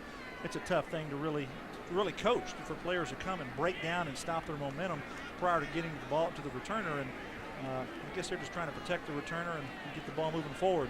And Dean, you seem to watch games, and in some games it's almost like interference with the opportunity to catch the kick on the kicking team, non-contact foul, 10-yard penalty. I mean, the call is correct. Some of the fans may not be aware, or just Oklahoma fans, but you see some games where it is called 4 or 5 times. You see other games where it's almost like there's kind of a wink from the officials. Well, take a look here. He's real close to him, and right there, as the ball comes down, he makes a grab. He makes contact. He's within 1 yard. It's a 2-yard rule, so we have to give him room to make the catch, and it's correctly officiated at that point. But you're taking away the aggressiveness of the kick coverage team, and I think it's a tough rule for college football. Yeah, and you see 2 coaches right there, guys, that you can bet that they will say what I said a minute ago. They say, hey, if you're going to get a flag, you better go bust him. Yeah. Brent Venables on the left and Mike Stoops on the right there, the defensive side, the leaders of this team. Well, speaking of bust, let's take a look at a play down in Dallas last year that certainly Sooner fans remember, and maybe the signature play of the Oklahoma season. This is Woolfolk going to make an INT. It's a big game here and bring it back for the Sooners for the score. And defense huge. White with a pitch to Griffin, who got in for the TD, and then late in the game, Williams, the Superman play, and Lehman with the interception. Hey, Gary, what do you think Roy Williams is going to do this year with the Dallas Cowboys? I think overall he's going to be an impact player. It's going to take some time for him to settle into that defense. He's not going to be a one-man wrecking crew by any means because there's some very talented players across the board that he's going to be playing against. But he's definitely going to be an impact player in the league. And I think if they surround him with other players, he'll just make all of them better. There's the guy replacing him here that we've talked about earlier, in Eric Bassey. Yeah, it's a shame that there hasn't been any talk about the Oklahoma-Texas game. What is the date of that? I mean, goodness gracious, people. And Dean, it always gets a build-up, but when's the last, think about this, when's the last time it's gotten the build-up that it's getting this go-round? Right now, it's 1st and 10 at the 46 for the UTEP Miners.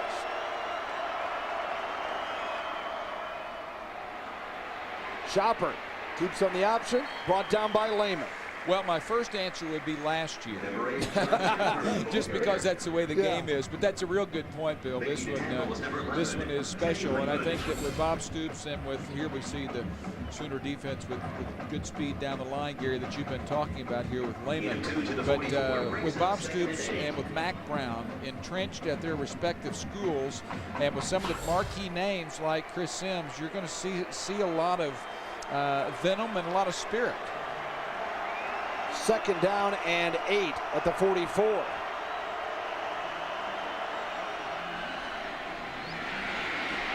Van Cleveland with the pitch from Shopper. He met Lance Mitchell and Brandon Everidge. Cleveland's first carry is a junior from Reno Valley, California. Well, and that's assuming, and the way things are going in the Big 12, you should take a look at this play again. North Carolina's playing Texas tonight. Oklahoma still got some games to go. That's assuming those two get to that date unbeaten. Exactly, that's not a given. No, I mean, earlier I think most people figured it was going to be an easier road than what we have seen already has happened around the conference. 3rd down and 5, the ball on the 41. Gary Nord talked about UTEP's problems on 3rd down. Let's see what happens. Incompletion, and they'll have to kick it away again. Shopper felt the heat coming from the corner, didn't he? No doubt. There was a corner pressure from the outside, and he brings it, throws it short. You're going to see pressure in here, come right on the quarterback, and he throws the ball off timing, and he had to do it. He has to read the hot. That's what it is, the hot receiver. Just a very, very poor throw. He would have made the 1st down anyway because Bassey had good coverage as well, so the Sooner defense played very well in that series. Their alignment is so much better, guys. They were really out misaligned last week. Perkins is back again.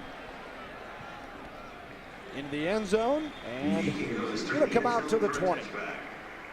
So a touchback. And Oklahoma will take over there with 7:48 to go here in the first half. Gary, I think a lot of Oklahoma fans were a little bit confused last week when the Sooners didn't play well defensively in the second half.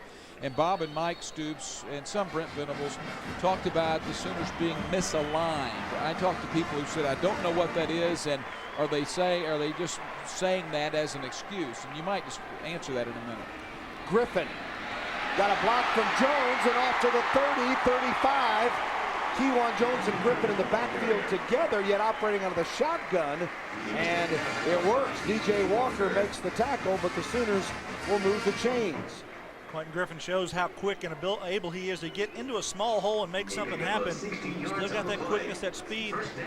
He's a remarkable player, I think, here for the Sooners. Doing a good job offensively for a long, long time, and here on the little handoff to the outside. Good blocking up front, and just turns the corner very well. 16 yards on the pickup. 1st and 10 at the 36, and Hibble getting protection. Complete inside the 30. Jones with a reception. Brandon tackled by Alex Ross.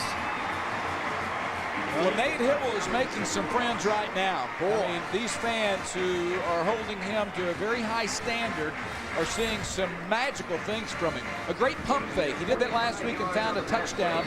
And now Brandon Jones, terrific potential in this kid. That's the biggest pass of his young career. We may see the ball boy hosing down the football for Nate Hibble on a dry day if this is how he operates. Griffin breaks a couple of tackles. 20-15, watch out. Griffin reads another, scores.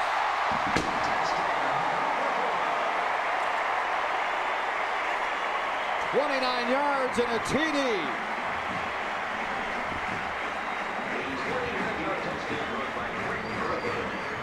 Players with a low center of gravity like Quentin Griffin, those guys are tough to tackle. You get a shot at him, you better wrap up.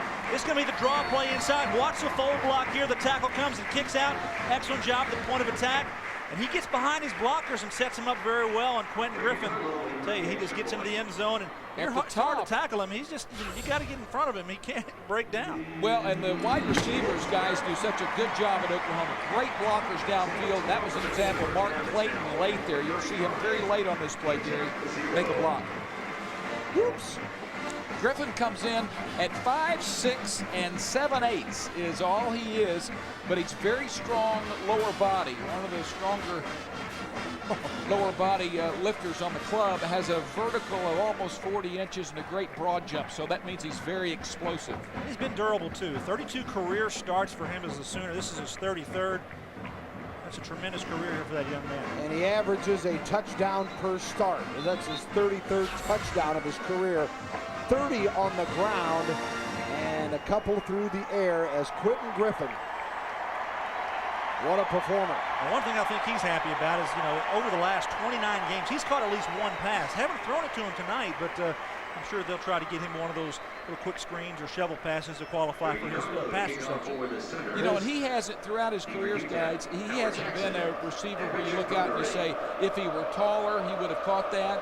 You might just look at it and say, because of a little receiver, you either don't want to throw it to him, you wouldn't catch as many. He's been a really solid receiver. Last year, 55 receptions for 440 yards. The kickoff. And brought down at the 20-yard line as Oklahoma makes the stop there. Carrying the football that time is Cedric Click. And the stop made by Russell Dennison, who's done a nice job on special teams tonight for the Sooners. Griffin, of course, maybe his biggest touchdown, those 33. Actually not listed on the career because it came in the national championship game against Florida State. The only touchdown in that game scored by Oklahoma. Bill, the Sooners have been rolling defensive linemen. Harris has not played, but you've had Klein and Dvorak and Magruder, and Hager's gotten a lot of snaps. 1st and 10 at the 20 for UTEP. And Jackson, good swarm of OU tacklers there to make the stop that time. Yeah, some different folks getting in the lineup for Oklahoma. Mitchell leading the way there for the Sooners. Well, that's what you do, Bill. You build experience. You got a team down 35 points now. You want to get some role players in there, players to get some experience, because you never know. Someone may get dinged or bumped, and your depth chart has to come into play there. You have your seconds come in and get some game experience. It's a good opportunity for Bob Stoops to get a lot of guys in the football game. Shoppers 3 of 15, 2 intercepted, 78 yards in the passing game. Miner, a sensational grab, but he stepped out of bounds at the 36-yard line. Miner, listed as their best receiver, and the senior from Houston has been impressive tonight. Miner's winning that battle right now over Andre Woolfolk, and that was a terrific pass from Shopper. I can't decide if this guy's a Bush League thrower or a big-time thrower. He's making some big-time throws. Well, most of his throws have been on target. He's had a few balls dropped, and Andre Woolfolk that time was playing man coverage from off, which means he has to break up, and it's hard to do to get the timing on that, so the advantage is with the offense throwing the ball on the quick out. Miner, 3 grabs, 56 yards. This sets up a 1st and 10 at the 36. Jackson, and he's brought down at the 48-yard line, where Straight makes the tackle, and that'll move the chains again for UTEP. We talked to the UTEP coaches. They talked about Howard Jackson and how pleased they were with him at the running back position, how quick he is, just a slight build though, 150 pounds, but the ability to get to the outside and use his speed and quickness and find the hole. He shows his ability here getting to the outside of the Sooner defense, a little shake and bake there at the end, but he's just a slight guy, so if you get a good form tackle on, you can bring him down, but Jackson is one of those ball carriers that could be special for the Miners. Just a sophomore along with their quarterback. 1st and 10 now.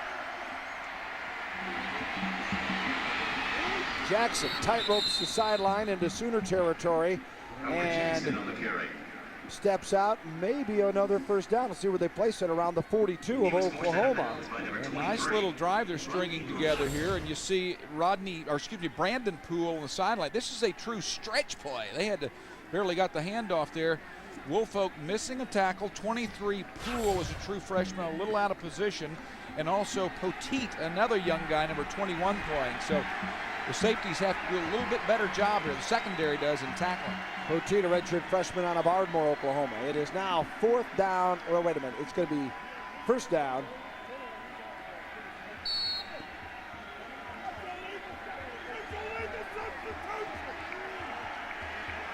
Second, it should be 2nd and 1. There we go, 2nd and 1. Shopper with a long count.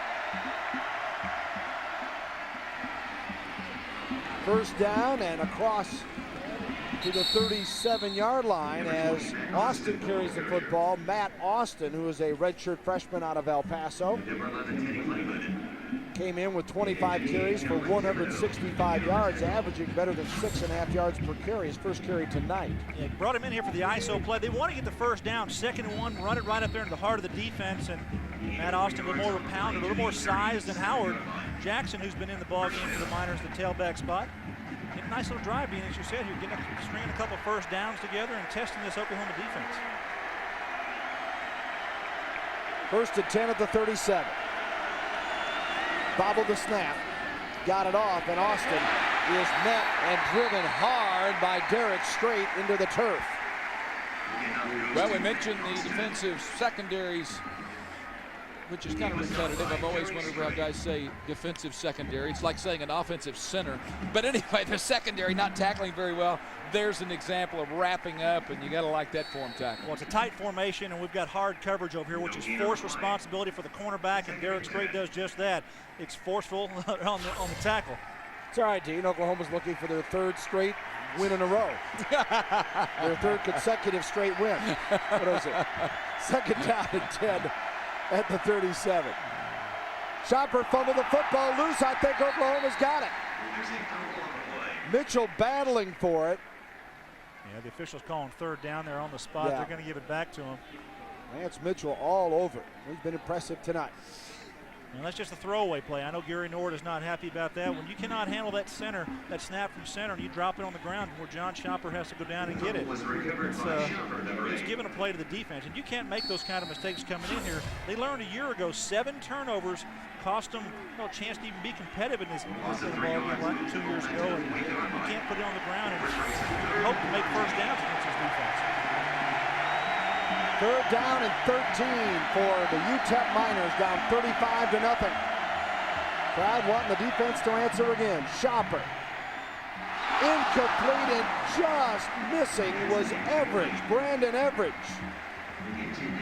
Brandon said, well, I didn't know that ball was going to be so wet, and I didn't know it was going to be thrown so hard. That ball had some zip to it. Yeah, Everidge telling Shopper, hey, tell your ball boy to dry that football off next time, would you? Well, he's thrown the ball 3 or 4 times here to Jonas Crafts tonight. John Shopper has. Crafts has either read it wrong, he's dropped a couple of balls, and just haven't really worked to getting the ball to him. The UTEP offense, they like to throw the ball to the tight end, and I think they're going to consistently do that, but it's been a little bit of a miscue tonight. Benacos, the punter. It'll go out of bounds. Nicely done. Inside the 15, they'll mark it at the 13-yard line. 27 yards on the punt, and Oklahoma will take over there as the 2nd quarter winds down. 3:34 remaining to play here before halftime. I would think that the Sooners would like for Nate Hibble to be able to take this bunch 80 yards, or maybe they'd like for him to take it all the way and not take a field goal. Take it, what would that be, 88 yards and score and sit him down and play Paul Thompson in the 2nd half. 1st and 10 from the 13 for the Sooners. And it's movement on the left side, Donley. This isn't the NFL. You can't tell who it is. I'll tell you who it is and won't give you the number. How's that? Yeah, there we go.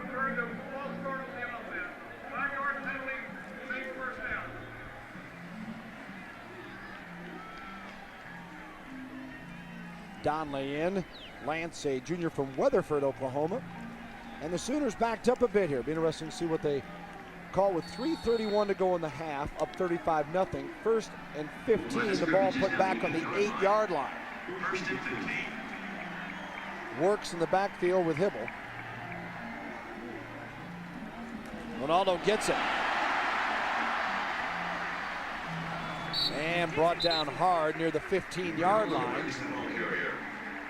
Ronaldo's one of those players that just seems like good things happen when he's in a ball game. Well, Nate Hibble does a good job here of audible at the line of scrimmage. He's got the draw play call, and they're just looking for the alignment of the defense. And he's going to go away from the free safety who's in the middle of the field. Now Ronaldo basically just came across to the other side and set up, and they ran the draw play and popped it in there for about a 7-yard gain. But it's a quick play. It is. It really is. They hand that ball into the guts of the defense. 2nd down and 8. Hibble. Clayton. Still stumbling, and across the 35 down to the 30. Mark Clayton on the reception, and again, Oklahoma big through the air. Weldon Cooks made the tackle. Yes, it's just UTEP, guys, but there's a lot of people in the stands right now saying, you know what? Oklahoma may have a chance to score enough points to win a championship, you know? Well, you've got 2 deep zone coverage. There's 3 vulnerable areas, the middle of the field and both to the outside. Take Clayton here. He goes to the outside. He works away from the safety, and Nate Hibble got to be pleased about that throw. He throws it down there, and Clayton's trying to get to the end zone. 54 yards on the play. 1st and 10 at the 31. Play action. Hibble. Incomplete. There's a flag about the 8-yard line. The side judge threw it in there. Just inside the 10. Weldon Cooks was covering on the play, and I do mean covering. Chuck Long sitting up top right now, dialing plays in for his quarterback. This ball could only be caught by one person, and it was the guy in the crimson. That's a pretty good ride he took there. Tell you what, guys, though, he's throwing some footballs tonight. Yeah. Deep balls are just terrific. Pass interference on the defense. 15-yard penalty from the previous spot. Well, not throwing the deep ball, and he's shown that he can throw that deep ball tonight and stretch the defense and throw the ball down there where you open up all types of opportunities for your offense. If you can throw the deep ball, then you've got the medium-range passing game, the short running, the running game, and the short passing game. He's 11 of 15 for 253 yards. That long pass put him not just over the 200 mark, but 253 yards now for Hibble in this first half. It's a dream for Nate Hibble because there's not pressure. He's not having to move around and buy time. Hands off to Works in the 1st and 10. Ronaldo scoots down inside the 15 and dives to near the 12-yard line, where Chris Minio, the defensive tackle, makes the stop for the Miners. Making the tackle is number 7, Chris Minio. Works out. Kewan Jones among those coming back in.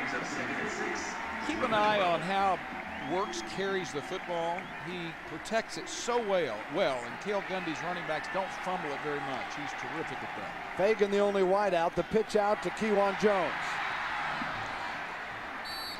Brought down just across the 15-yard line. Akinduro made the tackle. Godwin Akinduro.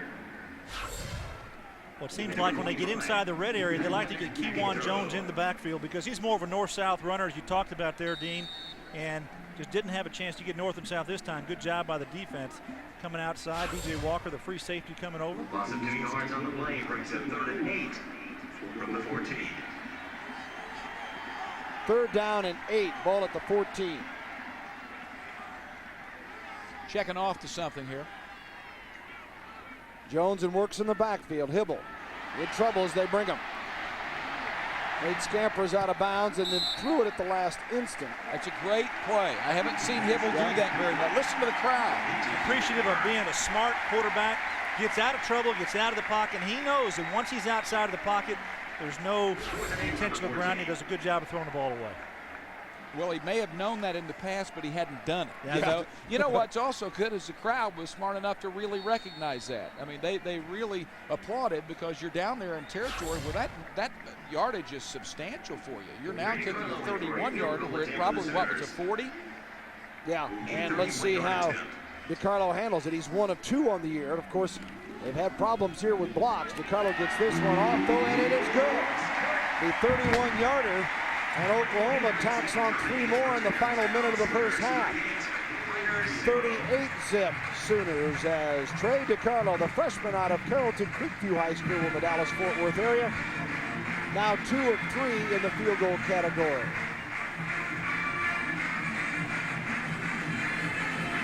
Oklahoma with 49 seconds to go and up 38-0. You see the intensity has not lessened for Brent Venables. One of the things Bob Stoops likes most about Oklahoma, the program, is the consistency and the continuity he's got with his assistant coaches. It does help you. We do have really good chemistry, continuity on our staff. I think great working relationship and personal relationships, all of it goes together. But we really do have a very close-knit staff that, and more than that though, that are smart coaches, good coaches, motivate players, and players like playing for them, and that's important. Oklahoma now to kick it off, and of course Mark Mangino left to go to Kansas. Who's the next coach that's going to go get a head coaching job out of here, Dean? Because you know they're going to come after these guys. Mike Stoops is the next coach to go get a head coaching job. You know, the coaches love coaching for this guy. It's easy to say for that coaches like playing for their head coaches. But there are several things. I think the first thing is that he treats them really well. They coach long enough hours to get it done, but they don't stay in and coach 18 hours a day. Just to say they did. Yeah, every stinking week of the year. He lets them off a substantial amount of time in the summer to go be with their families. And they say there's no pretense on this guy. He calls it like it is, and he lets them coach their positions. 49 seconds remaining in the half, and UTEP, they were down 14-0 when we hit the rain delay. That was 2:37 to go in the first, and Oklahoma's been just about flawless since that point. Not that they were playing poorly at that time. First and 10 at the 35 for the Miners. And out to about the 36. Number 96, Flint Recruiter. Jackson carrying the ball. Recruiter making the tackle. Transfer from Tennessee. Backup lineman getting some snaps here tonight. If that plays any indication, Gary Nord is wanting to go back to the locker room for the second time here. Yeah, and regroup. I'm just wondering if they're going to play Orlando Cruz, the second quarterback in this ball game. John Schopper, although he hasn't made any mistakes, he's been throwing the ball okay. He just hasn't been effective, and maybe they just need a spark to get something going offensively. 2nd and 9, Schopper. Intended for Miner. Incomplete. Covering was Andre Wolfel. Now UTEP has indicated that they may go 3 deep in quarterbacks tonight if the game has turned out the way it has, which is 38-0, that Cruz could play as well as Omar Duarte. Yeah, but it's strange, though. You take John Schopper. I think he's throwing the ball real well, Dean. He's getting the ball where it belongs. Receivers are dropping him. How many have they dropped? Well, my illustrious stat man, Marty Sullivan, says they've dropped 5 already. Well, he's 4 of 18, so that would get him up to 500. Well, I'd say at least 3 drops based on my statistician. He's pretty accurate, huh? 4 seconds should be the final play of the half. And that ought to take care of it. Jackson is tackled near the 37-yard line. Well, Oklahoma impressive before and after the rain delay. And it is halftime here. Let's go down to Zach Klein, who's got head coach Bob Stoops with it. All right, Bill, thank you very much, Coach. Even the rain and lightning could not put a damper in your squad in the first half. Both offense and defense, plenty of big plays. Yeah, we've had some big plays, and yeah, it's a beautiful night right now. The rain stopped, and it's a great atmosphere right now. Up 38, you think we'll see Paul Thompson in the second half? Probably. All right, Coach, thank you for your time. Week 1 against Tulsa, 37 points, guys. Week 2 against Alabama, 37 points. Halftime of this game, 38 against UTEP. Let's send it back to you upstairs. Don't think they'll end up with 37, huh, Zach? Don't think they'll take them away tonight. Stay with us. Halftime here. Joe Castiglione is coming out of the rain to join us. We'll visit with the Oklahoma Athletic Director when we come back here in Norman.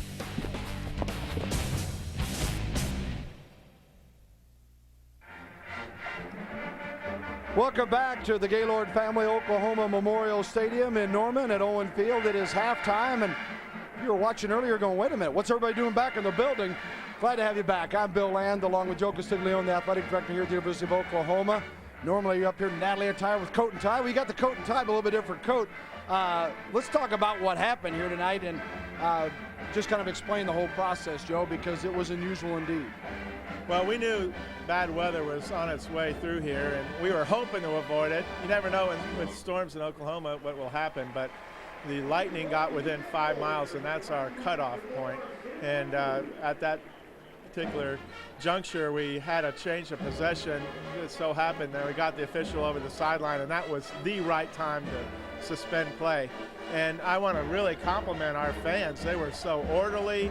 Everybody got out in plenty of time before the heaviest part of the storm came through, and everybody made good use of the time, enjoyed it, and able to resume play. The field's in great shape, and the atmosphere in here is terrific. I mean, I don't know how much we can ask for more people to stay around and be so involved in the ball game. You're looking at some of the video of what happened during that rain delay, and yeah, when you see that water coming onto the field like that, the fact that it is drained and really had very little effect on play just is a real tribute to the conditions here. Well, our grounds crew, our game operations people, we know what to do when it gets to this point. Of course, no one ever takes any of these situations for granted, but we're able to work through everything and still have a great ball game. Well, tell us a little bit about, I know you're excited here about, we want to talk about the expansion, the construction that's going on. We have some computer imaging, because if you haven't been to Norman recently, folks, here's what it's going to look like, and explain everything that's going on with the building process. Well, it's a major process, Bill, as you can imagine. It's a renovation, restoration, and expansion all going on at the same time. It's about a $72 million project. We had a very ambitious schedule, 18 months from start to finish, which is saying something when you talk about it working through and around an 80-year-old structure.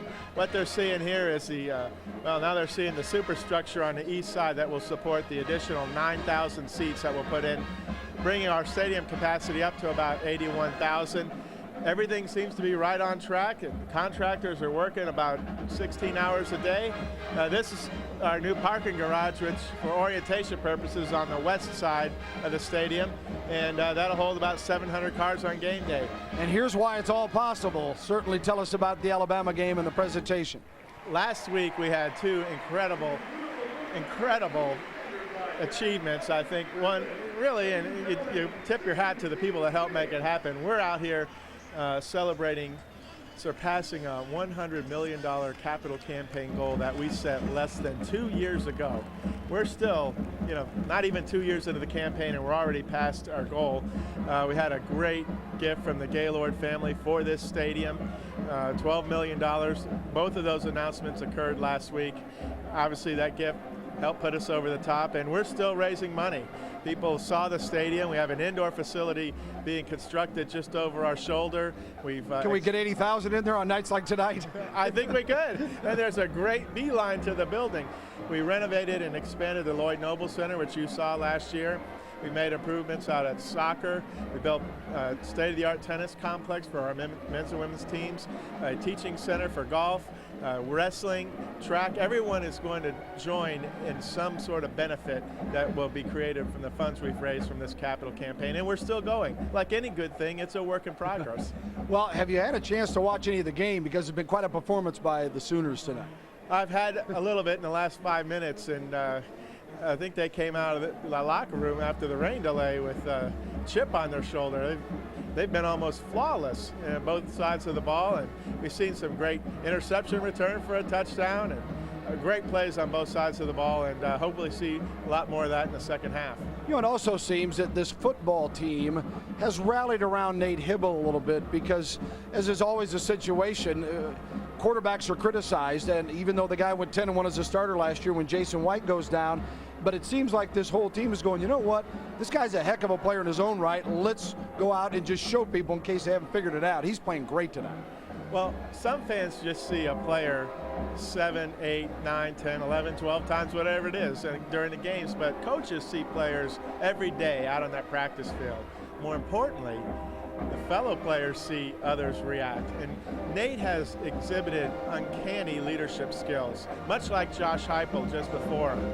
Now, Nate makes a lot of things happen that doesn't meet most people's eyes, and I think the players and the coaches rally around that. And so when we faced that unfortunate time last week where Jason hurt his knee, Nate came in there and had incredible poise. And maybe that comes from the experience. Maybe it comes from confidence, not only his own, but from his teammates. Whatever it is, he has great leadership characteristics, and you need that, obviously, in a quarterback. Well, he's done a great job. Joe, so have you and the Oklahoma crew to fight through the storm tonight. Thanks very much for the time, as always. Hey, Bill, it's great to have you here. We've got some more game left, and I hope everybody watching has a good time. They're sure having a good time out in the stands, and a bunch of them stayed. They're getting their money's worth as this one stretches on here tonight. Thanks again, Joe Castiglione, Athletic Director at Oklahoma, our guest. We'll take a break with the Sooners rolling 38-0 at the half.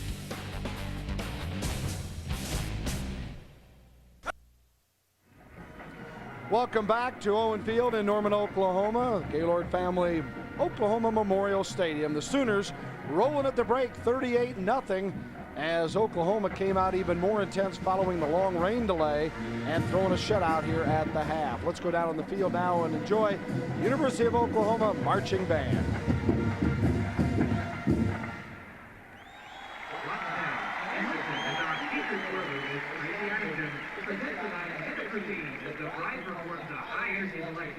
From the Disney movie, the Emperor's New Groove, entitled A Perfect World.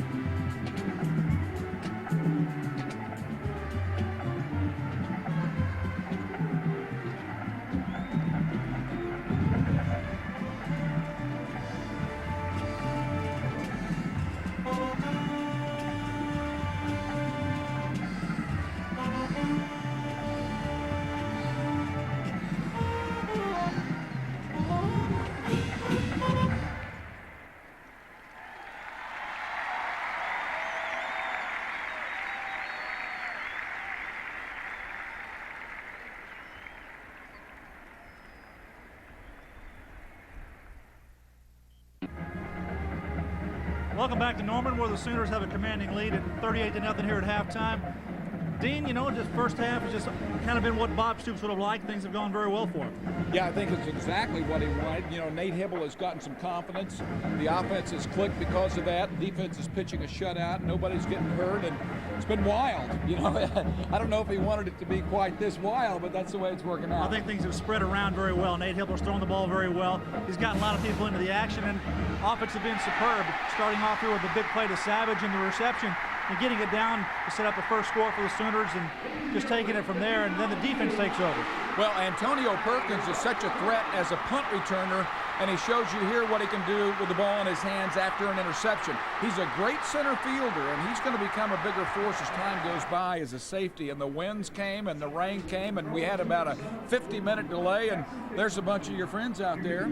Yeah, a lot of guys swimming around out there in the stands. It was a kind of a eerie half, part of the first half. We finally got into it. And take a look here. Jones there with the nice touchdown run, and this one is won by Griffin, who just slips through. And he had a terrific ball game. Oklahoma trying to establish more on the run in this game, and they were able to do that. I think, though, Gary, one thing that they didn't impress me with was being able to pound it. You know, I think they really wanted to come out and run some power football at these guys, and so far they haven't really done that. We saw a couple of I formation plays, get the fullback in the backfield and block, try to run it up in between the tackles, and it hasn't happened as well as they would have liked.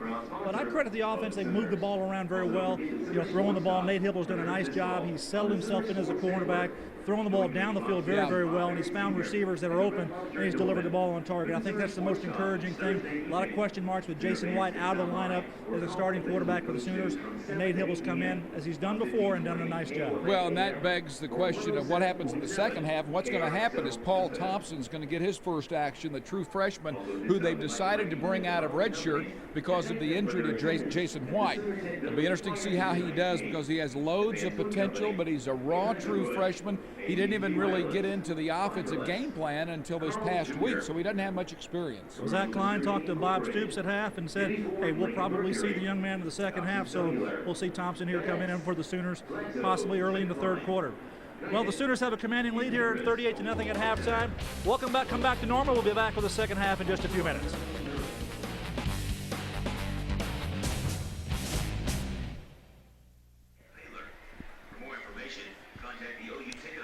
Welcome back to Norman, where the Sooners have a 38-0 halftime lead as they over the University of Texas El Paso Miners. We're at halftime. We've had a rain delay in the first quarter, which is why we're here late in the ball game. We got a short delay before the teams come back onto the field.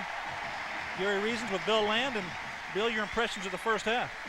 Well, I don't know if I'm more impressed just the way OU started the game or the way they came back from the rain delay, because they very easily could have gotten bogged down. And as you've seen through Oklahoma in the first two games this year, they haven't had that consistency. Tonight they've had it offensively, defensively, and special teams. Let's find out what Gary Nord thinks, the UTEP football coach who was down with Zach Klein. All right, Bill, thank you very much. Coach, last week against Kentucky, 33 missed tackles and added an additional 300 yards in that game. Tonight, many big plays in Oklahoma, offense, defense. How do you stop that tonight in the second half? Well, we got to make tackles. We're missing tackles again now, and then we're not making plays on offense. I think our quarterback has been playing pretty well, but we haven't been able to catch the football and return the ball over. You can't turn the ball over with a team like this. You mentioned the third down conversions, just 2 of 10 in the first half. How do you plan on fixing that in the final 30 minutes? Well, we've got to mix it up and keep them off balance and not let them know where we're coming from, and we got to get more physical. We got to play with more intensity. Coach, best of luck in the second half. Thank you. Guys, UTEP with a long way to go if they want to break an ugly streak. Coming into tonight's game, the Miners had lost 21 straight games on the road to ranked teams. Let's send it back to you upstairs. Thank you, Zach. There, look at the halftime stats. Oklahoma with the 88 rushing yards to go with Hibble's incredible 253 passing yards, a total of 341, and no turnovers, which has got to make any coach happy, Gary. There's no doubt about that. The offense played very, very well for the Sooners. They did exactly what they wanted to do, move the ball effectively, and Nate Hibble had a very big first half, spread the ball around to a lot of receivers, and just a very good offensive performance overall. All right, two teams about ready to come back out to start the second half. Time of possession, UTEP. That was about the only thing in the Miners' favor here tonight, although they did get it going a little bit toward the end of the half with a decent drive. Gary Nord, a one-time Oklahoma assistant who spent the bulk of his coaching career at Louisville with Howard Schnellenberger from 81 to 94 in various assistant roles, and then here at Oklahoma for 95, a Pitt assistant at 96, and then went to UTEP as an assistant from 97 to 99 before taking over and being the WAC Coach of the Year for leading them to their first WAC title in 2000.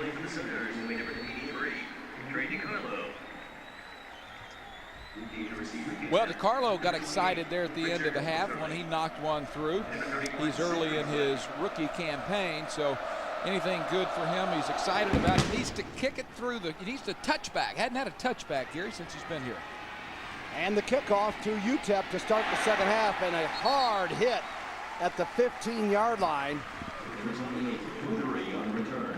as Muthery was stopped hard by, again, Russell Dennison. Number 36, Russell Dennison. And UTEP will get it 1st and 10, and we'll see, call it the 16-yard line. UTEP begins 1st and 10 And Shopper comes back out to start the second half. Shopper, first half, 5 of 19, 84 yards. There's no question that he had 4 or 5 dropped. But Oklahoma's also put some pressure on it. Crafts in motion. Shopper on the rollout, looking for a block. Scoots out of bounds at the 22, so he picks up 6 for a 2nd and 4. Looks like the entire starting defense for the Sooners is out there, minus Tommy Harris, who's not playing because of the growing nagging injury that he has. But the Miners coming out, trying a little play action pass here early and getting some room on the outside. The receiver is taken away. Good job by Bassey, and he comes up and makes a nice play. And hey, John Shopper's got a pretty good shiver there on the sideline fan. You know, I think what you're seeing, though, Gary, is even though the Sooners are up 38-0, they want to establish dominance here because they played poorly in the second half against Alabama. Shopper on the keeper for the first down and to the 30. Forward progress stop to the 29. Shopper, the ball carrier. He was brought down by Brandon Everidge. Well, with the tackle.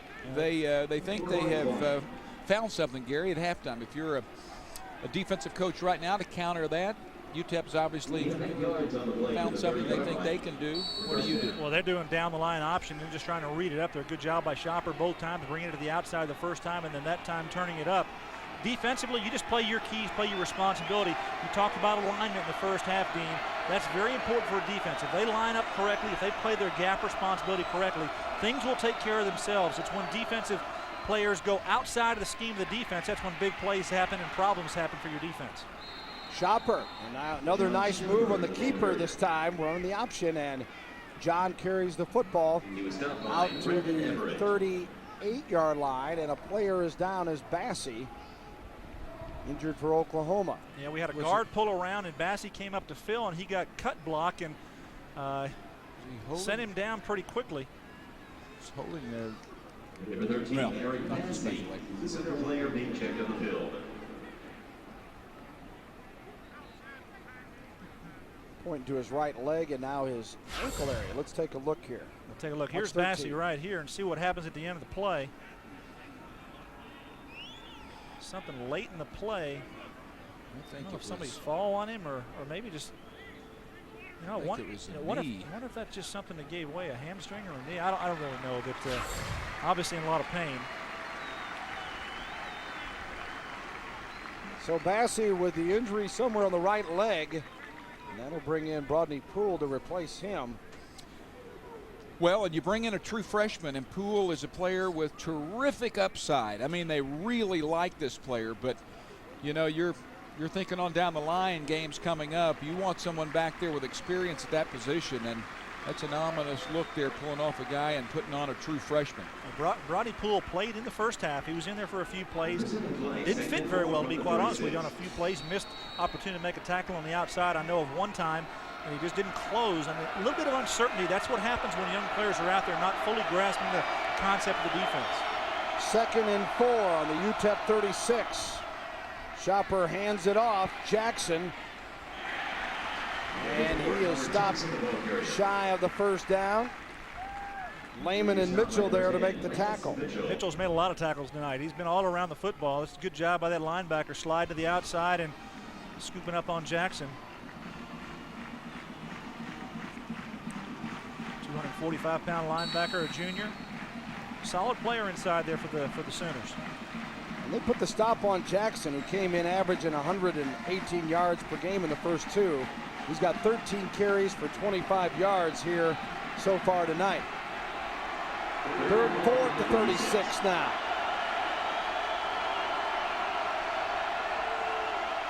Shopper. Ball deflected and incomplete. Getting a hand on that. And a flag is thrown also. Roughing the passer is going to be the call as Brandon Shelby was coming through. Let's take a look. Watch Shelby come from your left here. Yeah, definitely going to come to the left. Shopper throws the ball. What he's calling is a penalty. He's hitting him to the head. That's not necessarily a roughing penalty. I think the timing wasn't bad, but he's going towards the head. And I think it's what the official sees more than anything, and he throws the flag. Yeah, if he shows any sense of going to the body or slowing down, I don't think you see that, do you? No, you're probably not going to see a penalty there because it was so close, and Chopper's really just trying to get rid of the football and trying to save a negative play, but the penalty causes a big play here. It keeps the Miners going. It was a 3rd and 4 situation. They had the offense stopped, but now they're able to go, and they're into Oklahoma territory for the first time tonight. At the 49, 1st and 10. Chopper play action. Crafts cannot hang on. Covered well by Brandon Everidge. But Crafts, I'm sure, would tell you if he had his hands on it, he should have had it. Well, Brandon Everidge, we talked a little bit earlier about his inconsistent play and the fact that he has been aligned incorrectly. I think you have to give him the benefit of the doubt, though, because he's had that bad shoulder. And here we'll watch it one more time as he's back in that center field position and makes a nice break on it. But, you know, he missed a good portion of the spring. He missed a good portion of the fall, and that can really mess you up at any position, certainly back there at safety. 2nd and 10. Chopper appears to be changing the play at the line. Crowd rises in loud in the noise department. Cleveland hit back on the 49-yard line of UTEP. A loss on the play. Brandon Everidge leading the way. Well, that's the block tackling that Brandon Everidge does. He comes up and he hits very well. I think he needs to be a better tackler, Dean. I think he needs to wrap up, deliver the blow. You're going to see him come here from the left side of your screen, down the line, the nice pitch, when the speed and the closing speed that Everidge has. When he comes through, just make a complete tackle. Don't block tackle, because sometimes good backs are going to get through those, and Brandon Everidge does a nice job of closing. He's got that inside, what I call a spillage lane from the secondary position coming inside out. Does a nice job of getting there. He makes the play, but in the long run, if you tackle like that, you're going to have problems. 3rd and 12 from the 49 of the Miners.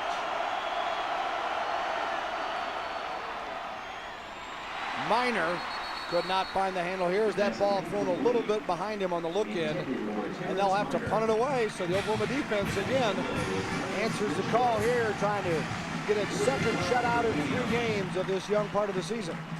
One of the guys who had a lot of responsibility there on that series, and really who does all the time, is Lehman. And his position, his responsibility is to get people in the right position. He told me that 99% of the play for him is pre-snap. He says, once the ball's snapped, I love it. I just go play. Benekos with a punt. Well, that's awful. 12 yards. I'm looking. I don't 12-yard punt. Wind, there's nothing. And Benekos just shanks it for 13 yards officially. And Oklahoma will get great field position when we come back with the Sooners up 38-0. And welcome back to Memorial Stadium with the Sooners on top 38-0. Quick injury up for you. Eric Bassey right behind me, a high ankle sprain. He said he could go if needed. They'll keep him on the sideline, guys, if not needed. Right now it doesn't look like they're going to need him in the second half, but if they do need his services, he will go. Back to you upstairs. Thank you, Zach. And that's relatively good news if the sprain is not too severe. So, well, I have the binoculars up here, and all I was looking at is the knee, Bill. Yeah, that's the major concern. 1st and 10, Oklahoma. Pressure on Hibble, throws it away, out looking for Griffin as a safety valve. It'll be 2nd and 10 from the 38 for the Sooners. Didn't look like much, but again, a more mature play, a play where you don't get a negative. You throw it out to where your outlet is, even though it's underthrown, it's an incomplete pass, and you don't get the sack. Yeah, and you throw that one so nobody can catch it. You know, you've seen quarterbacks and experienced ones right there. Go ahead and chunk that thing, and it can be picked off and gone, and there are the numbers. That's pretty good company right there, wasn't it, Bill? Yeah, and you talk about a guy who has not played them much. Well, Josh Heupel, we talked earlier, when you started throwing it the way he did, put some numbers going to be hard to catch, even though he was only here for 2 years. Yeah. Griffin, the ball carrier on 2nd down. Picks up a couple. It'll be 3rd and 8 after the gain of 2 for Quentin Griffin. And he's yet to really get on track. He has 10 carries, 59 yards, 5.9. I guess we'll take that. And Works is 6 for 28. Jones, 2 for 3 yards, but he has a touchdown. Let's talk about this offensive line a little bit, Bill. See how well they're doing tonight. Pass blocking as well as run blocking for the Sooners. 3rd and 8 from the OU 40. Out of the shotgun, Hibble. And it is complete. What a catch. Boy, Trent Smith right across the middle and has the first down at the 45, maybe the 44 of the Miners. Gary, you mentioned the offensive line, and it looked like this pocket was about to collapse around Nate Hibble. Now, he doesn't flinch. He steps up and throws a ball that is almost a strike. That's a pretty good throw and catch right there, but great job of stepping up, and you see the rocket on him when he gets his feet set and feels comfortable. Right guard number 75, Mike Skinner, did a nice job of staying on the block to allow Hibble a chance to step up and make that throw. Smith's second reception. Hibble again going to the air, just overthrowing Savage. He wants a holding penalty, contact down the field, but he's not going to get it. And there's a flag on the play. What's the yellow for? There is a flag. Pass interference on the defense, 15-yard penalty. I think it was going to get it. Yeah. Well, the side judge might have called it, but no, it wasn't side judge. Yeah, the back judge didn't call it at all. He was right there on top of it. Huh. I like Oklahoma, though, coming back and going for the jugular. You know, they make a good play, come right back. Yeah, the side judge throws that flag in from over here.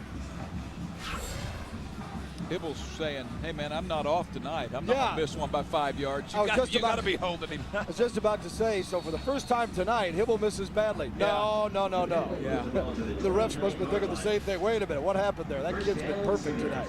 For anyone out there who doesn't know Nate Hibble's golf ability, he's a scratch golfer. Just throw that in for all you golfing. Here's Griffin. Inside the 20, has the first down. Griffin picking up 9+. Kind of like anybody who's a scratch golfer, don't you? On my team. Huh? Yeah. Boy, he can hit it a mile. His brother, one of the best in the country, I guess he stayed at, I think, Georgia and played college golf. Sounds like you and Nate have played together. Nope, sure have. Maybe hustled somebody. Yeah. Going up and shanking him on the practice tee and then getting a few strokes. No, nothing there? Yeah. You haven't seen me lately, Bill. Not enough pops. 1st and 10 at the 19-yard line. Hibble looking for Clayton, just out of reach. But again, put it about the only place he could to where it make sure it wasn't intercepted. Last year, that was part of the problem. Hibble threw for 14 touchdowns, but had 13 interceptions. One of the things we're seeing tonight is they're throwing the ball to the outside, to the tight end of the wide receivers, not to the backs at all. We've got Quentin Griffin hasn't caught a ball tonight, and you see the ball overthrown to Clayton to the outside. Hey, how about that route, though? I mean, that's a really good route. The receivers are an impressive. This is their best night of the season. I think what they're doing more than anything, Dean, is they're separating. Once they get to the defender, they're separating, and the ball is thrown outside and giving them a chance to catch it. 2nd and 10 at the 19-yard line. Griffin, nothing doing this time. Bill, a lot of the critics with this run game talk about it being slow development. You know, they talk about why run so much out of the shotgun. And I know Chuck Long and Kevin Wilson, the terrific offensive line coach, can give you answers to that. But a lot of people are just saying north and south. Get guys like number 20. Get him going north and south real quick. And that play right there makes you think the same thing. Yeah, and they ask for Jones, and then they say, why not more of Works? Well, Griffin is a terrific pass blocker, and people wonder sometimes why Hibble hasn't had the success. You've got to have those pass blockers in there as well. It's just not as simple as some might assume. 3rd and 12 now at the 21. Just out of reach again of Smith in the end zone. He passes incomplete. Hibble sharp. He really is. The ball is there. It's close. Those are inches passes. If the ball's 2 inches shorter, Trent Smith makes a nice grab. Even though the running game is not where they want it to be, what they're doing tonight in the pass game is very, very impressive. They are getting the ball off without being sacked. They're doing a lot of things in 3-step drop or a quick 5 where they can get it and not be sacked, and it gives them a chance to stretch a defense. Take a look at Jamal Brown here on the right side doing a good job, and Quentin Griffin stepping up and blocking. It's what you need to have from your offensive line to be able to throw the football. DiCarlo comes on for the 38-yard field goal attempt, and it is good. So he's hit both of his opportunities tonight, and Oklahoma 41-0 with 9:10 to go in the 3rd quarter. We'll be right back here at Owen Field.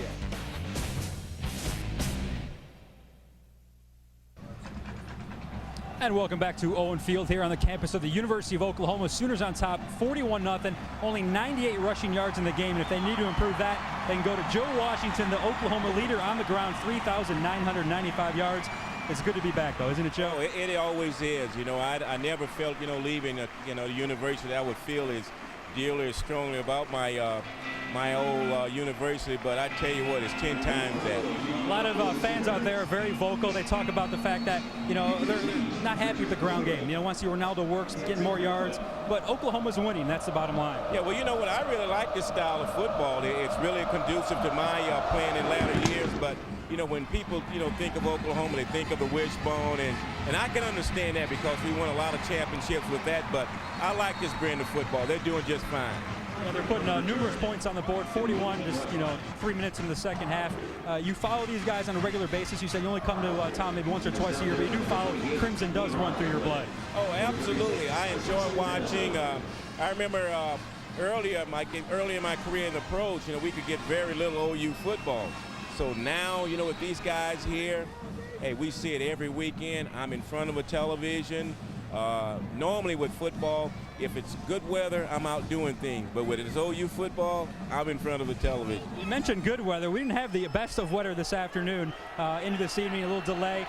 Monday Night Football against New England. I guess it was pretty nasty out there, but you came away with a big game. Why don't you tell us about that? Yeah, and they didn't stop the game for anything. But, I was really fortunate on Monday night. I had probably one of my better football games as a pro. I was fortunate, as I say, for people, the fact that it was on Monday night. Everybody's watching, so it was a big thrill for me. And just had one of those nights you really dream of, and the best thing about it, everybody got a chance to see it. Joe, I appreciate your time. He had good dreams. Gary, I know you had nightmares trying to chase this guy, right? There was a lot of problems catching that, man. He was a great back out of the backfield. He talked about his career, late in his career, throwing out of the backfield. This is a lot like this offense here for Oklahoma. They use that back out of the backfield, and Joe was a great receiver. 2nd and 6 for UTEP, and ball carried about the 26-yard line. Smith, the ball player. Ball carrier, Jimmy, a sophomore from Midland, Texas. Yeah, he'd probably be right back in there with you, Dean, telling Coach Switzer, I told you we could throw it more, Hey, I could catch, not just run. He was one of the guys wanting to throw it more back then, but they did pretty well running that offense. I do have a couple of comments, though, because I was lucky enough to play with Joe for 2 years. Sensational. 3rd and 2 here at the 26. Chopper on the rollout, incomplete, intended for Jackson, and they'll have to punt it away on 4th down. Everidge covering on the play. Looks like Everidge might have got a tip on that ball, knocking it away. Good job in coverage, and he sliced underneath the throw by Chopper and knocks it away. The Sooners do a good job here, stopping UTEP. Their defense has done what they've needed to do, Dean, here in the second half. Yes, it has, and back to Joe real quick. Got a favorite? Well, favorite of those. Memory or? Yeah, I'll wait till we finish here. But there were a lot of favorites with Joe Washington, and I can briefly tell you that people wondered about the championships back in the 70s with Switzer. It was all the #1 draft picks, and it was also the character of people like Leroy Selman and Joe Washington. On a 4th and 2, another poor punt as it barely clears midfield. It goes out at the 46-yard line of Oklahoma. Sooners get great field position when we come back, leading at 41-0.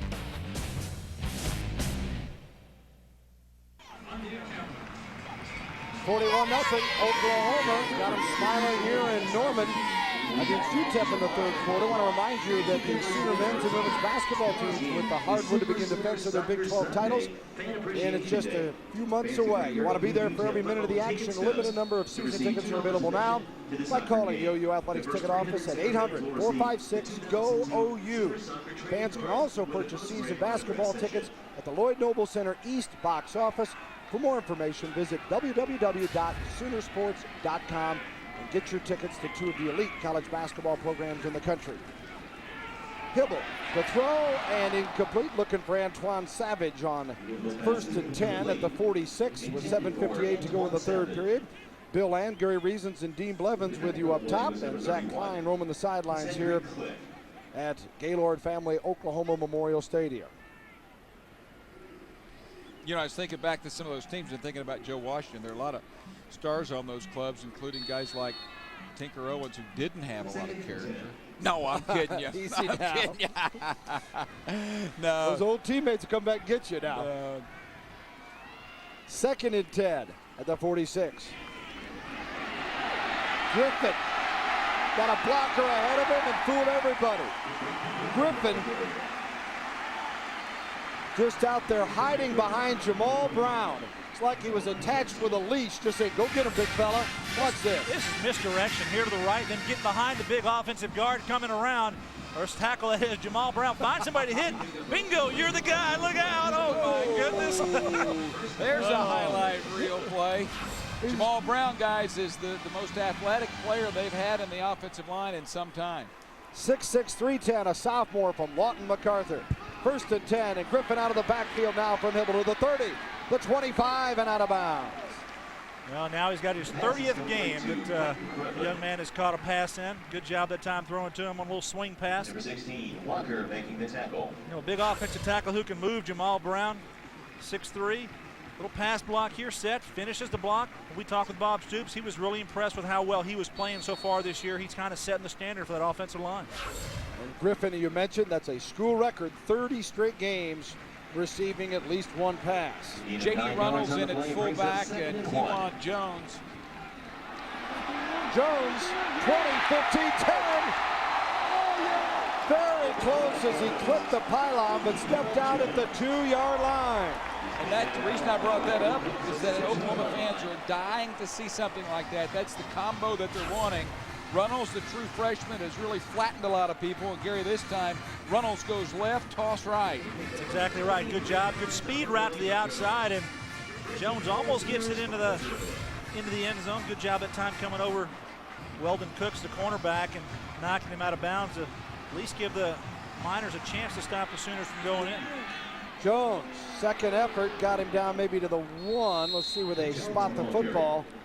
As Kewan Jones, who scored earlier tonight, stopped by Kamar Jackson. Good field that time by Kamar Jackson as a linebacker stepping up in the hole. And you know, there's not a whole lot of positives right now for Gary Nord and his football team here playing, but you come in on a short yardage situation and at least make the Sooners kick a field goal. That would be a positive thing to come out of here. And this is a situation where they can rise to that occasion and they can build from there. Heck of a tackle by the weak side linebacker, Jackson, that time. Jones again pushing forward. And no signal. Looks like he's going to be just shy of it. He's the Sooners' best short yardage back and goal line back. Almost sneaks in here. Gary, you were talking about his speed down the sideline. He's one of those guys like, who were we talking earlier? Lance Mitchell, who's 4'7" and plays faster. Number 20 is under 5'8". He's 5'7 3/4. Only runs at 4.54. So he's not a speed merchant, but he plays fast. And another inside the 1. He dives and got it this time. Jones not going to be denied. Jones picks up his second score, and it's 47-0 Oklahoma with 6:08 to go here in the third. Penalty flags littering the field. Band has already struck up Boomer Sooner. Let's see if they need to rewind.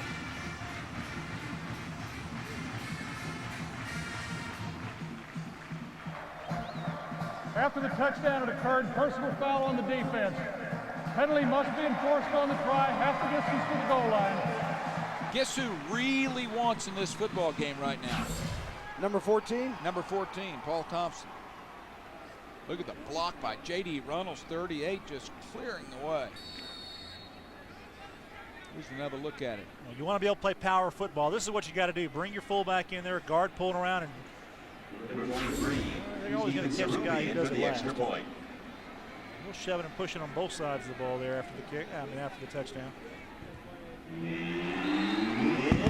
And the point after is good, and Oklahoma makes it 48-0 as the Sooners continue to lay it on. Well, watch the scheme here. The guard pulls around, the fullback leads through, and Power get in there behind him. And all they needed was a yard, and they got maybe 2. Good job that time by Kewan Jones of going through and keeping his legs going and spinning for the score. And Steven Sarubi taking over the kicking chores there, getting the point after. So everybody getting into the act. And 14 says, I got my helmet on, Coach. I'm ready. That's Paul Thompson. And He's just looking for somebody to tell him to get ready to go.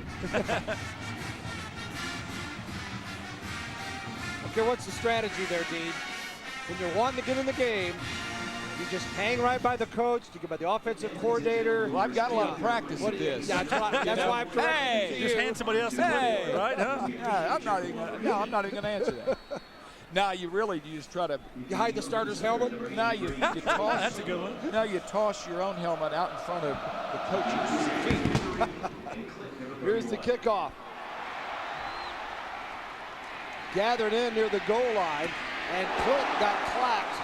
Oh my goodness, was that Dennison again? Dennison is a very good special teams player, and the Sooners have had poor kicks, still not one as a touchback, but they've not gotten any out past the 20. You know, that's the thing that I don't understand why a lot of teams don't do is that's use that hard line drive bouncing kick, because two things, it's hard to handle when you're a returning team, and also your coverage team can get down there and make a play inside the 20. If you're always kicking it into the end zone, you're never going to make a negative play inside the 20. Boy, so there's a defensive guy. Hey, I like to go down. I like to force those plays. And when you got guys that really want to get in the football game, it's an opportunity to get in there. I'm the other way. Kick it through the end zone, line up at the 20, and have to go 80. Well, Gary was drooling when he saw that hit. It would just come right out down the cheek.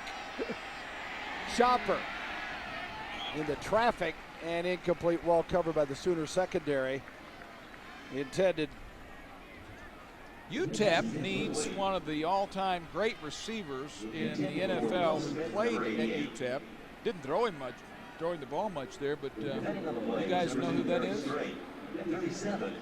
Don Maynard. Oh, yes. Don Maynard caught him about 26 balls as a UTEPster, and then he went on into the NFL and caught him 633 passes. I've had the privilege to play golf with Mr. Maynard, and he has a pair of the best boot golf shoes I've ever seen. Oh, I thought you were going to say soft hands. Cowboy boots with golf spikes on the bottom of them. I swear right? to goodness. And he goes out there in his shorts and his boots. Shorts. Shorts and boots. And oh, he is a little off. He's off center. It's a little interesting. He's an interesting person. Yeah, still lives out in West Texas, and that tells me he's not a single-digit handicapper. Is what that tells me.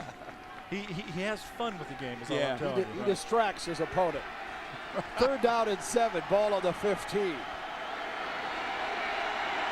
Another 3rd down for the Miners.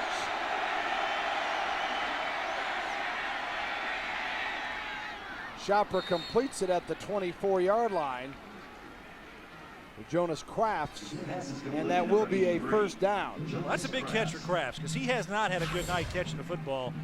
Play action here, actually a little drop back, back split. Shopper's going to throw it behind him, and Crafts does a good job of going back for it and pulling it in. Good chance for the Sooners to get a lot of reps for some of the guys who need them. They're also getting a lot of playing time for some of the youngers. Thibodeau, number 58, and Hager's getting some, and Dennison, 36. 9 yards on the play, and they're now 3 of 13 in 3rd down conversions. Hand off to Austin, and he got upended literally at the 26-yard line with 4:38 to go. Poole was making the stop, and also Dennison.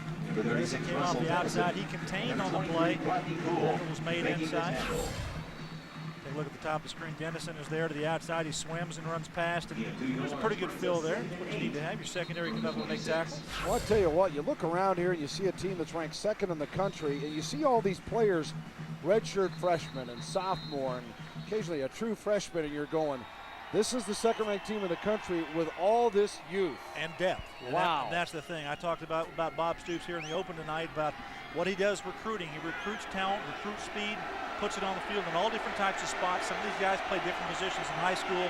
Guy who may have been a linebacker, maybe a defensive lineman here in college, and a secondary person may be a linebacker. 2nd and 8, and the pass complete. Gibbons on the reception. Wilkerson makes the tackle. And Aaron Gibbons, a freshman from Sulphur Springs, Texas, getting the receiving end.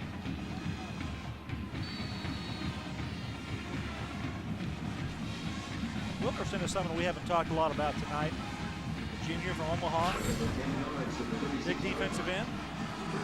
Yeah, and a first-team all-conference pick in the Big 12 in his sophomore year. 1st and 10 here. Shopper again rolling out.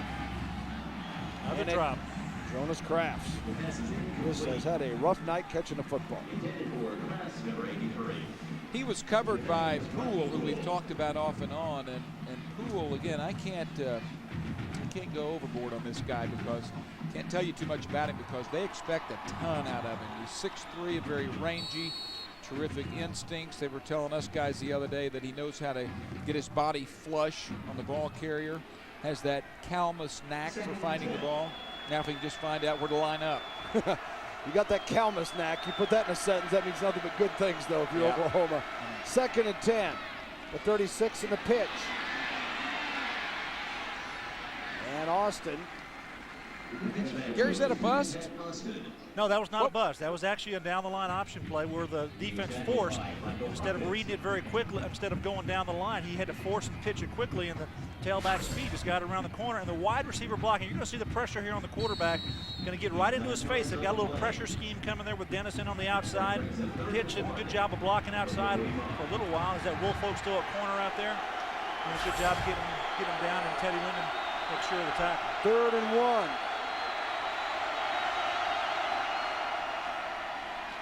Austin, he's short. He's short at the 45-yard line where Derek Strait made the tackle. What do you do, guys? You got to tell me before Nord makes a decision. What do you do? Go for it. What do you got to lose? You leave the offense on the field. There is no doubt in my mind. You got to develop some confidence somewhere. And what's the difference between 48 and 55? Well, they're 7 yards or less you go. He's gone for it for twice now on 4th down this season. It's no big deal. It's going to be his 3rd attempt at it. And you need a yard, you're going to go get you a yard. It's going to be a hard yard. And this is, conversely, this is a good opportunity for the Sooner defense to step up and make a big play. Let's see who wins this short down. Well, very frankly, with the punting game recently, what worse could happen? A fumble. Oklahoma ball. Doesn't matter whether they recovered or not, of course, because the ball, when it was recovered, was not across the 1st down line, and Dan Cody came up with it. Gary Nord, you'd see the frustration there. To not even get the playoff, to get the opportunity is what really stings. Yeah.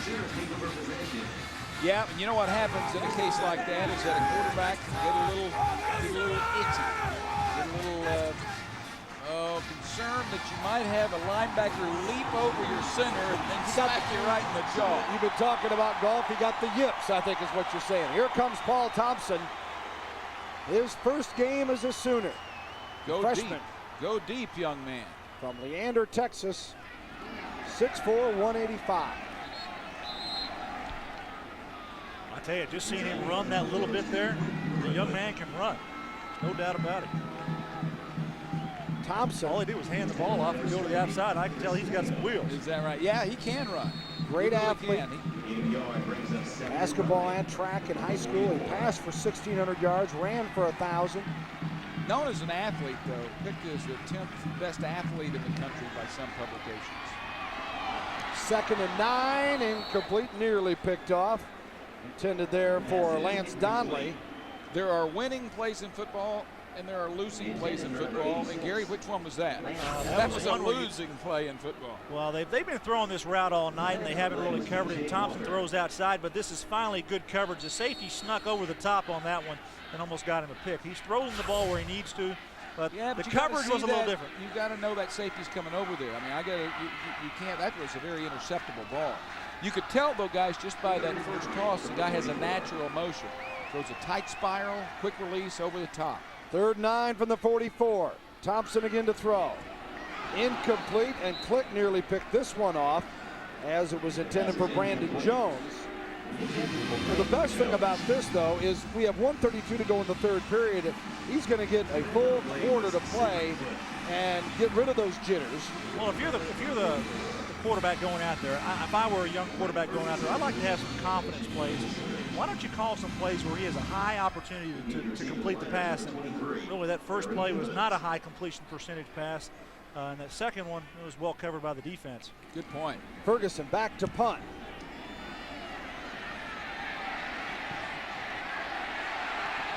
And it is down in the 2-yard line. Oklahoma, great coverage that time. Hustling down there to catch the football, Jacob Rice. Rice after two other players trying to get there to make sure it didn't go in the end zone. Rice is the one that caught up with it. You know, the rule is different in college than it is in the NFL as far as punts.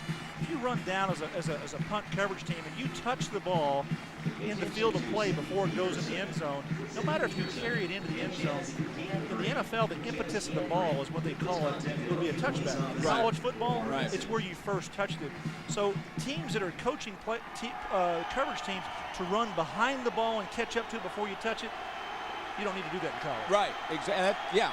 And they were trying to do that there. I think they were watching a little too much NFL TV. First and 10 at the 3 for Shopper and company. In his own end zone. Incomplete. You know, Rice is the deep snapper, if I recall right. Yes, he is. He's the one that down the football. You talk about some hustle points there. Yeah, and he is the freshman out of Norman. They were looking for a deep snapper. They saw him the first day he was there, and Stoops says, "You're our guy." You look at here, they're trying to get a safety. They want a big play there.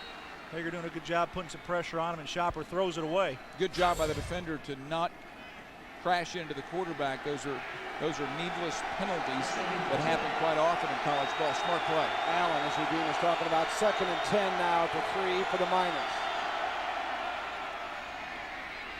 Just trying to bull it out there to the 5-yard line. Matt Austin with Eric Hilary making the stop. UTEP tonight, Shopper, 107 yards passing, 8 of 28, 2 intercepted. And in the running game, the Miners, 32 carries for 70 yards. The Oklahoma defense has certainly answered its call so far. Final seconds of the third quarter. You're all messed up after that lightning. I hope the first half is over. Shopper completes it at the 15-yard line for a first down. Crafts the receiver. Poteet the tackler. So they got out of the big hole. Poteet wasn't going to let anybody behind him, and in the process allowed the first down. But number 19, guys, right here, what a story, William. Michael Thompson, almost killed in a car crash, lays the year off, comes back, and what a phenomenal story and a great young man. Incredible. A, alive, B, walking, C, playing football. Are you kidding me? Exactly right. And before the injury, an incredible player. First and 10 at the 15, and Oklahoma looks like they've got it.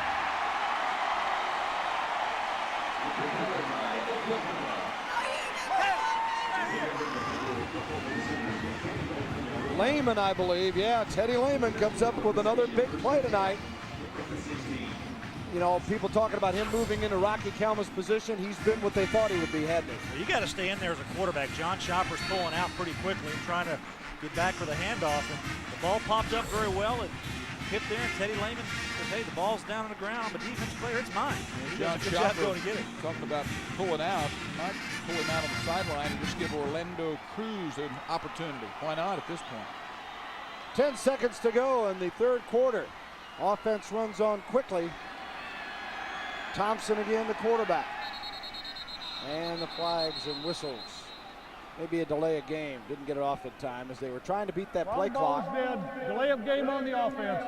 Please put the game clock back to 10 seconds. You know, I think this is a perfect example of it not being so easy that you can just walk out there and play quarterback and, all of a sudden you're going to go score. Oklahoma had everything going its way. Hibble had them in rhythm. Receivers were being hit. There were very few penalties. And then all of a sudden there you see great numbers for Hibble. But the point is all of a sudden the quarterback change, a couple of missed passes, now a penalty, and just there's no flow to it. On the 21, 1st and 15. Griffin escaped a tackler, 10. Pushed out of bounds right at the 5-yard line. Same play we saw earlier, the little misdirection to bring your tackle around, and he gets right in his hip pocket. I'm not sure a lot of guys on defense can see him. You're going to see Quentin Griffin get right in behind Jamal Brown and gets behind the big offensive tackle, and he walls off the inside, and Quentin Griffin's trying to get to the end zone, but pretty good pursuit by the Miners. Gary, what you're banking on there, though, is Quentin Griffin making a defender miss him. I mean, he did it right there, but boy, down in, down out, that is a tough thing to expect a running back to do, isn't it? It is difficult to do, but Quentin Griffin has shown that he can do that in the backfield. And Griffin shows it to the end zone. That's right. He got over 100 yards on the previous carry, He gets another touchdown, his 34th of his career, and Oklahoma, well, Barry's smiling, whatever booth he's in. They got the half 100, 54 for the Sooners as the shutout continues, and Griffin. He made Paul Thompson look pretty good. Paul says, thank you. Now I'll get my feet underneath you. Well, you know, you're right. Gary brought up a great point, and that was a series that does give him confidence. And Cerubi for the point after is up, and it is good. So Oklahoma's been perfect there as well, and it's 55-0 as we end the third quarter. Stay with us. All Sooners tonight here in Norman. Griffin on the last one.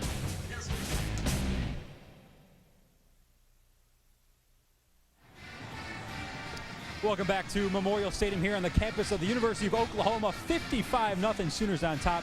We're now joined by Sherry Cole. Earlier we talked to Calvin Sampson, the men's basketball coach. He only went to the Final Four. You guys went to the championship game last year. An unbelievable season for basketball here in Norman. Thank you. It sure was. It was so exciting. I think our opportunities were enhanced by what he was able to do. It was really fun to go along through that process with the men. You had Stacey Dales leading your squad last year. It was a magical season. I mean, the expectations were high, but to get to the championship game of women's Division I basketball, I mean, that's extremely impressive. Oh, it was tremendous, and as much as we'll miss those superstars who graduated, I'm so excited about the incoming freshmen we have. You mentioned incoming freshmen. Most publications out right now rank your recruiting class top 5 in the country, so you lose some talented players, including Stacey, but you reload. Right, and they'll be young, they'll make some mistakes, but I really like them. I like the way they're working. I think we've got a shot to have another really special year. National powerhouse UConn last year, end of the season. You face them again, or face Tennessee, another national powerhouse to start the season this year. You ended national television last year, back on national television to start this season. It doesn't get any easier for you guys, does it? No, you know, I'm excited about going into Knoxville, though. That's sort of the tradition of women's basketball, a place where more games have been won than anywhere. And so it'll be fun to go in there and take our young kids in and see what we're made of early. Is that the idea of it, to get a true test to find out where you are early in the season? Well, the idea was ESPN called and said, "You want to play on the State Farm Tip-Off Classic on national television?" We said yes. We'll take it. And she stick through the rain, guys, so it was very nice. Sherry, I know you got to be up 6 o'clock tomorrow morning. I appreciate your time. Thank you. Sherry Cole, the women's basketball coach here at the University of Oklahoma. Bill and the guys will send it back to you upstairs. Absolutely phenomenal what she's done with that basketball program that was below rock bottom, if you can get there, when she took over. Orlando Cruz, the new quarterback. They heard Dean. He's a freshman from Harlingen, Texas, out of South Harlingen High School. And he completes this pass out near the 45-yard line. Dennison is there to make the stop for the Sooners. Miner, the receiver. And Oklahoma is in the first minute of the fourth quarter with a 55-0 lead. And the Miners moving the football a bit. It'll be a 1st and 10 at the 47. I think you're going to see a lot of tackling opportunities here in the latter part of this game, because I don't think Gary Nord's real interested in throwing this thing up for grabs, turning the thing over again. A good way to run some clock, keep your guys in bounds, and throw some high percentage short throws and make Oklahoma tackle you. Well, Oklahoma's taking advantage of 4 turnovers tonight for 27 points. Keep it on the ground, and you might recall coming in, they got 27 points on turnovers in their first 2 games total. Tonight they get it on 4 turnovers, so been big, big, big. Holding penalty against the Miners here. Going to sort out what the Sooners would like to do with it. 13:33 remaining, and a visit. Holding on the offense, 10-yard penalty from the previous spot, repeat first down. Sooners have, under Bob Stoops, been a good turnover ratio team, and tonight they've not committed one. That's a pretty good shutout there, 58-0 under Bob Stoops. This is the largest one. That's this not this one. They're approaching that. I think, yeah, they want to score with Paul Thompson, but more concerned defensively. They want that 0 next to UTEP. 1st and 20, the 37-yard line. Cruz the pitch. Whoa, what a play by Michael Thompson. Zipped up from that. And that's the one thing that he has lost. It's a half step. He was just a terrific prospect when he came up playing the first day he got here in the corner. But that wreck really wrecked him up. But watch this streak, huh? Right through there, going to do a nice job getting low inside, coming from his safety spot. Come up and hit. That's what you got to do as a free safety. From Bristow, Oklahoma, junior. Honorable mention all conference pick as a sophomore, and of course missed all of last year with the redshirt process after the horrific accident. And an interception, Oklahoma. Touchdown Sooners. Michael Hawkins. And Oklahoma hits 61.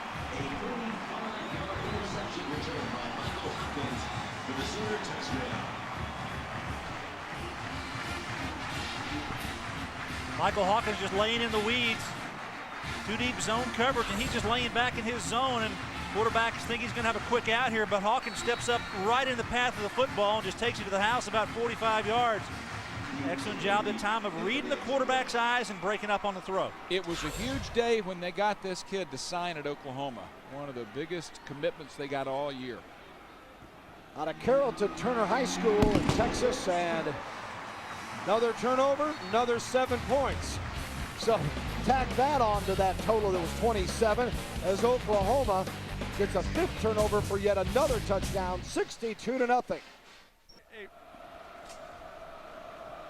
There it is, 62-0. Hawkins enjoying and celebrating on the sideline with the Sooners up 62-0.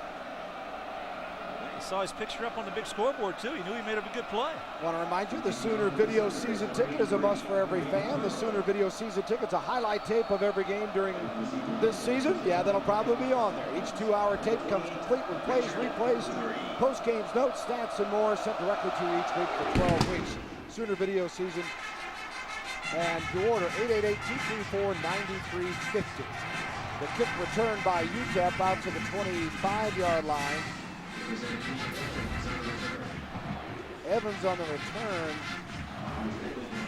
The Miners have had major problems tonight with 5 turnovers and 7 penalties. The penalties going for 84 yards. Well, those 5 turnovers, Dean, 34 points, 2 of them directly for touchdowns.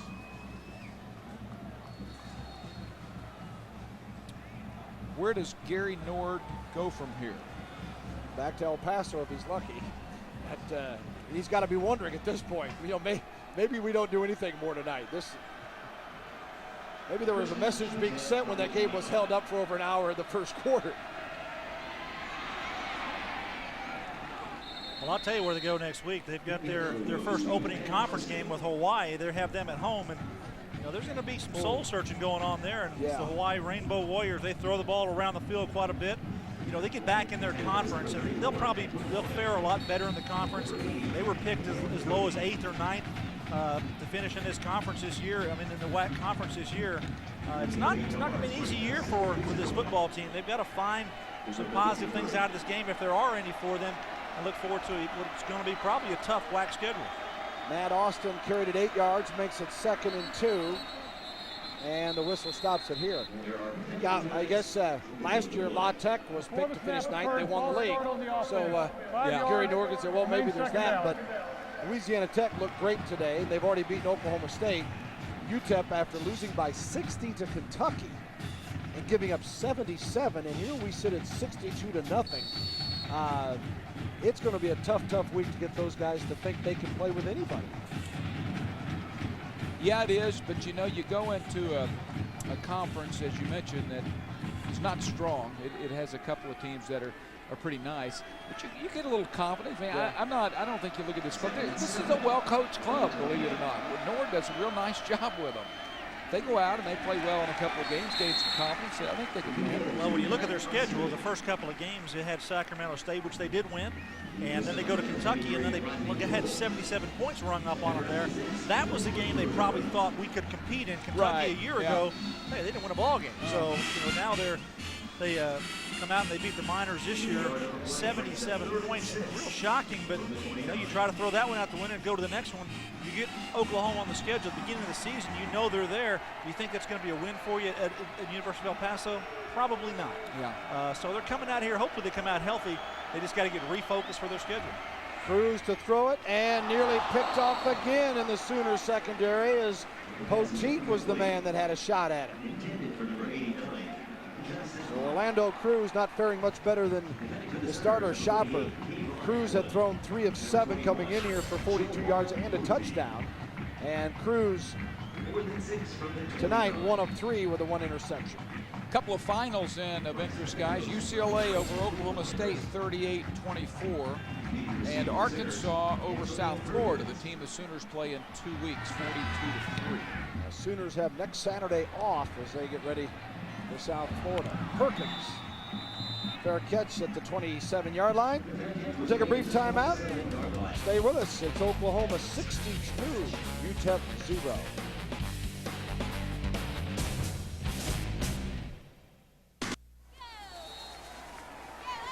Welcome back to Owen Field in Norman. The Sooners rolling 62-0 over UTEP, the Miners of El Paso.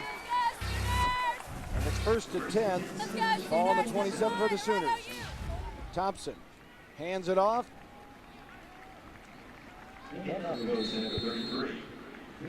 Jared Estes getting his first carry of the night as Akinduro makes the tackle. And Estes out of Wichita Falls, Hirsch High School. As we look, we'll have a chance to talk about some of the other action around the Big 12. Latest score that we have from Nebraska, Penn State. Penn State beating the Huskers 26-7 in the 3rd. That's at Penn State. Tough day for the conference. Thompson. Incomplete. Dean mentioned earlier Oklahoma State losing. Colorado got beat by Southern Cal. Missouri was losing earlier to, who was it, Ball State? Bowling Green. Bowling Green, not Ball State. Ball State's basketball team is good. I don't know that in football they'd be beating Missouri. Paul Thompson there on a little rollout pass, play action pass. Shows that he can throw the ball on the run. Still off target on the pass. 3rd and 6 of the 31. And complete at the 43-yard line to Will Peoples. Sophomore from Humble, Texas. Thompson will move the chains. Quick slant pass, good job that time throwing the ball to the outside. Peoples doing a nice job coming in and receiving the football. Thompson pretty good zip on that pass. First completion for him. And one more score, Iowa State came back to beat Iowa 36-31. And Cardiac Kids. Dan McCarney carrying the Big 12 banner high. He's had their number, hadn't he, at Iowa? Done a heck of a job. 1st and 10 and complete to Donnelly at the 39. Hey, guys, that was the greatest throw for a loss of 4. Yeah. What was it? It was a loss of 2 yards, I think. That was a perfectly thrown ball. Let's talk a little bit about why he is in the game and what the thought process with the coaching staff, Dean, because earlier in the week it was, we want Nate Hibble to get every snap. Well, you can't do that. I mean, you just can't do that. You've got to have a backup quarterback. And right now, Brent Rawls was expected to be the backup quarterback. He has a thumb ligament problem, had surgery, and he's not ready to go. So you don't know when he's going to be ready. They were hoping that he would be ready for South Florida, and I understand he won't be ready then. And so not knowing when he's going to be ready, Bill, you just can't afford to go on down the road into Missouri or Texas and not have a guy that's had some snaps. You know, it's one thing for Paul Thompson to have to play after getting to play some, but it's another, Gary, if you have Rawls not ready to play and you get down to the second quarter of the Texas game the way they did last year, and the first quarterback goes out and you turn around and you say, oh my goodness, you got to take this kid out of red shirt. That's exactly right, and you have to get some preparation there.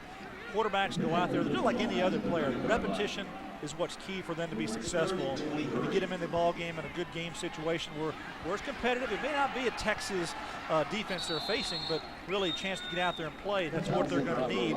And you know, the thing about Paul Thompson, you know, they called his dad. They talked to his family. They wanted to let his family know what they were thinking about this young man. And I don't think that Bob Stoops would just burn a redshirt year for a young man unnecessarily. He really thinks that Paul Thompson, that he would feel comfortable enough if something happened to Nate Hibble that he could be one play away from being the starting quarterback for the University of Oklahoma. Noah Allen is another true freshman who has really played well, and Paul Thompson was the one who got the nod by just a little bit. Ferguson to kick it away on a 4th and 29. And the fair catch by Givens. And UTEP will get decent field position with 7:41 to go. You know, Bill, one only other thing I would add to this mix is that there was some question about whether the young man would want to play.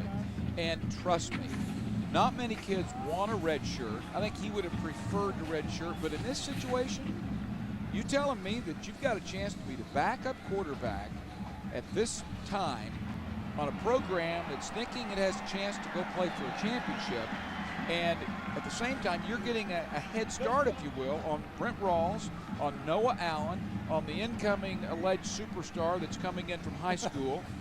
Now you're not going to want to go play? Well, sure you want to go play. It's a long season. It's a grind. The young man will probably at some point will have to go out there and perform as the #1 guy, and they may have to expect him to finish a drive, to take the ball down the field, or to win a big ball game. Right. He's not ordering the post-game pizza. He might have been talking, though, to Trent Smith, who might be the best interview on this team. But we have a great comment from Trent Smith talking about why they need to run the football more here at the University of Oklahoma and take care of those linemen. When you have linemen that all they do is pass set all day, I mean, that's not what they want to do. That's no fun for those guys. I mean, they want to get out there. They want to kick somebody in the butt. You know, they want to get after it. And they want to roll around in the mud. You know, that's what they're made to do. And that's what they like doing. And whenever you don't let them do that, you know, they get sad. And they don't want a sad lineman. Sad lineman. Trent is so smart. He gets in the middle of a sentence and he knows he's already kind of got that sentence taken care of. He'll just find some way to warp it a little bit. What a guy. What a great player. Just a neat individual to be around. Hate to see Jamal Brown sad. I would too. Oh my goodness. Especially if he's sitting right next. You know who might be the second best interview on this team? Number 14. Paul Thompson. Oh, I mean, the kid's unbelievable for a guy who just stepped on campus, articulate, calm, thinks about what he said. Oh, yeah. 2nd and 12 of the 37. Cruz still the quarterback for UTEP. Hands it off and swarmed at the 41-yard line. Number 17, Emmons, the ball carrier. Emmons, the carrier this time for UTEP, where Lynn Magruder makes the tackle. 6:46 and counting as the clock moving here, and Oklahoma with a 62-0 lead. Week off before South Florida and then Missouri, and by the way, Missouri did fall to Bowling Green. That is a final, so Big 12 took another hit there.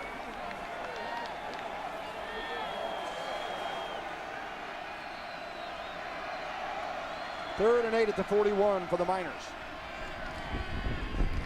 Smith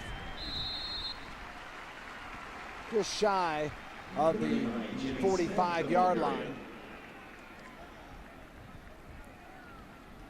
Well, some good news around the Big 12. Mark Mangino did get his first victory today, albeit 1AA Southwest Missouri. I'm sure he's not picky, 44-24. Congratulations to him. That is a tough, tough job to take over in a league that is getting better all around you. It's been a difficult start for him, huh? Yeah. Offensive line coach gone after a couple of games. 4th and 5, the punt. Oklahoma will stay away from it. Perkins had a notion and then backed off, and at that point, again, UTEP rolled for 51 yards for Benacos as he finally gets a break, and Oklahoma will start deep in its own territory. Paul Thompson saying, "Don't put me back here where, can't do anything." That's so important. Field position, so important in play calling. You want more on the Trent Smith show, Dean, and why he came to Oklahoma? Well, let's find out from Trent. I just want to win championships. That's what I came to Oklahoma to do. That's what's supposed to happen. I didn't come to Oklahoma to lose to Texas. I didn't come to Oklahoma to lose to Nebraska or anybody else. I came to Oklahoma to play in those big games, to make the play when it counts, and to walk away with a smile on my face. That's the whole point. Smile tonight. He had a couple receptions for 24 yards, and what a weapon he is for the Sooner team. He's about 6'4.5", and he's gotten bigger every year. Came in about 215, and I think Trent told me at the beginning of camp that, I think he was right at 240.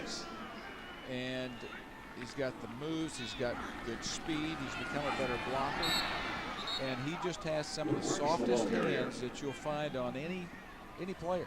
And when he came in, Bill, as a true freshman, I just felt that stardom awaited him, and one of the few times I've been right. Yeah, he is having a great career. Works was tackled for a loss on that play. It'll be 3rd and 12.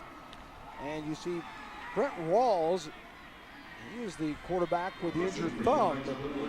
They don't know the time schedule as far as when he'll be able to come back and really go full tilt in practice and how effective he'll be, and that all figured into that decision to take the red shirt off of Thompson. From his own end zone. Thompson completes it to Peoples, and he got the first down. That's an impressive play for a young quarterback. Rolling through his end zone, and that's hostile territory because you don't want to get caught back there, but he throws a strike, rolling to his right, gets a first down to the outside. And even at 62-0, you don't want to give up the safety and ruin that defense's shutout. You want to face those guys. True freshman, you wouldn't be very popular. Perfect throw.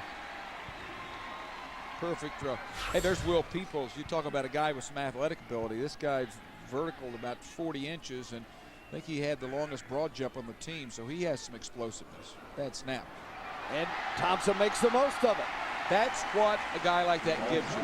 Bob Stoops told me a year ago when he got this kid committed, he said, people are going to be surprised at how good he is. A lot of people around the country don't know what type of player. Maybe he was under-recruited. But he's a run-pass guy that has terrific instincts. And, he's one of those kids, Gary, you look at and you say, this guy's got a real good chance. God gave this guy a pretty good chance. I saw his first handoff as a collegiate quarterback, and just how he finished the play, I could tell he could run. And he showed it there, obviously, on the quarterback draw. 2nd and 2. Oh, loose one. I think he was down. I think so, too. Yeah, they've indicated the ball was down.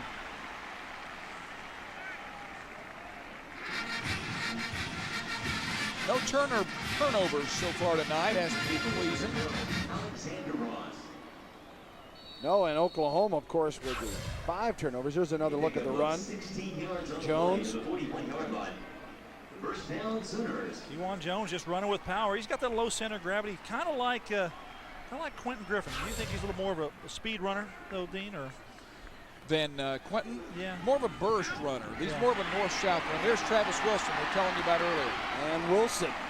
And, of course, with the Oklahoma fans and those that are still here with 3:07 to go know everything about everybody. You can hear the buzz as soon as he caught the football, couldn't you? Travis Wilson is a guy that, I mentioned kind of being high on Trent Smith when he first came in. Trent made a bigger splash than what Wilson is doing so far. But I'll jump out there and say real quickly that the guy you're looking at right there is going to be a star. And he is out of Carrollton, Texas, also out of Creekview High School. And the first down and on the ground. Total yards tonight, well, it's just about not quite as lopsided as the score, but might as well be. Look at that. 5:01 for Oklahoma, 2:18 for UTEP.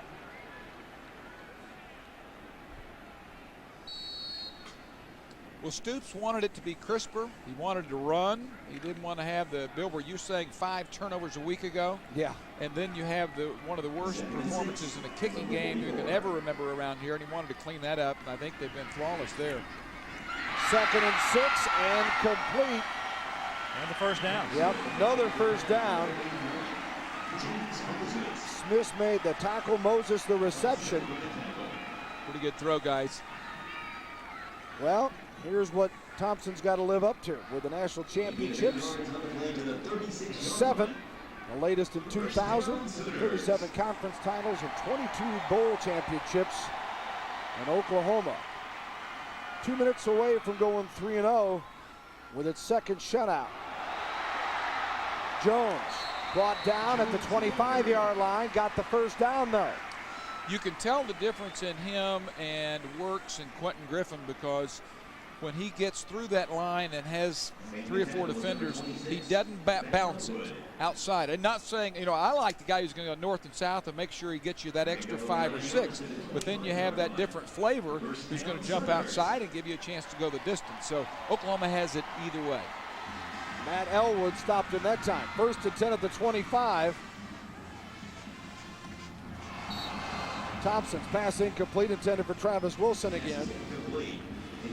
That stops the clock with 1:32 to go. Well, Dean, let's kind of do a little report card here on this Oklahoma Sooner football team. Let's talk about the quarterback position, Nate Hibble and Paul Thompson. First of all, your thoughts on them tonight? Well, I thought Hibble had his best performance as a Sooner, and it was one when he needed to really play well. I think he's trying to win the coach's favor and the crowd's favor, if you will. 2nd and 10, and Jones. I thought he was terrific. I thought his long ball touch for the second straight game was wonderful. I thought his leadership was. Thought he made the right check. So I think if you look at his performance, it was an A.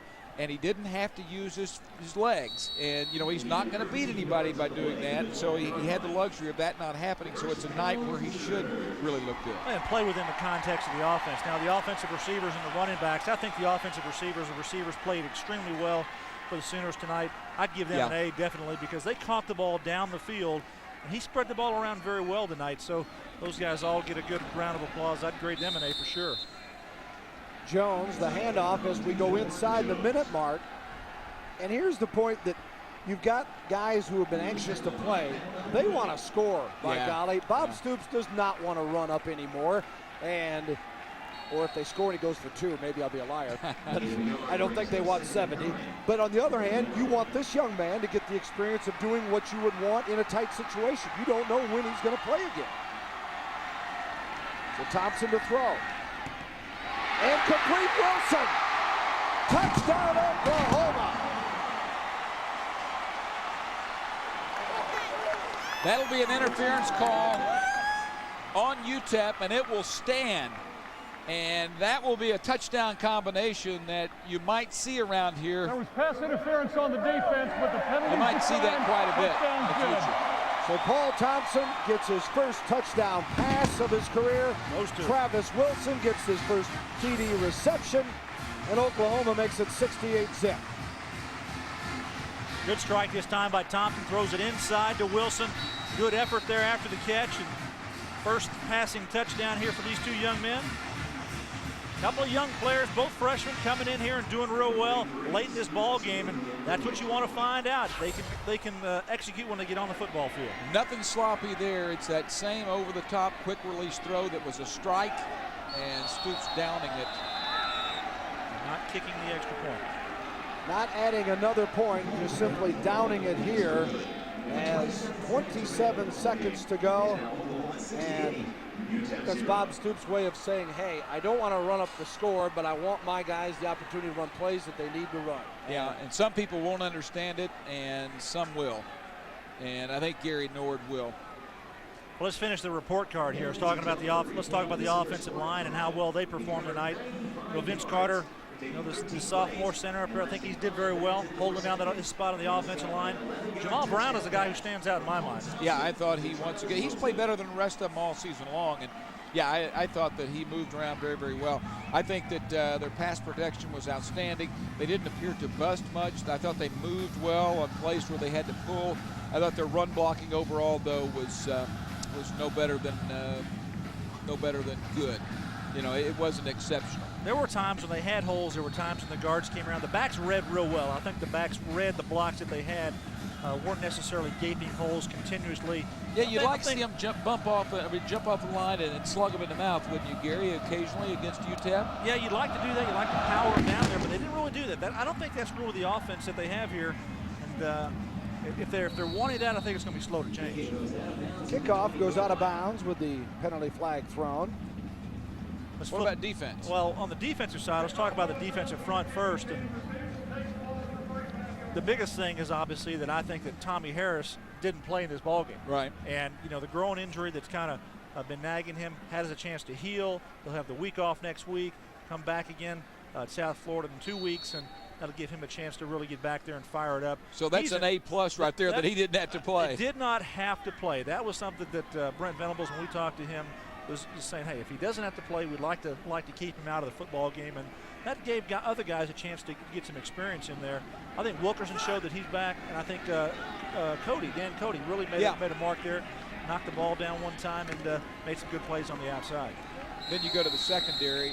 I thought that overall they had an outstanding game. Everidge seemed to be in better position than he's been in, and you got all the turnovers. Most of those were forced by the aggressiveness in the secondary. Overall, I thought the secondary had an outstanding game, and maybe the most improvement was in the kicking game. Well, there's some plays on both sides of the ball. Obviously, the Sooners had to be happy. The kicking game went well. They solved the problems they had from week ago. At least they didn't have any of those big mistakes. I think overall, this football team showed that they are probably deserving of their rank in the polls right now, and they're just going to get better defensively with the speed that they have on the field. They can be one of the best in the country. Bob Stoops getting congratulations from former OU offensive coordinator Gary Nord, and 68-0 is the final, and I feel sure some of that discussion there is concerning that final score and then the downing of the football by Stoops. Nord seems to be cool with it. Well, Sooner fans are cool with it. 68-0. We'll come back and wrap it up here in just a moment and start our 3-hour post-game show. No, just kidding, Gary. Stay with us. Well, hold on. We'll be right back.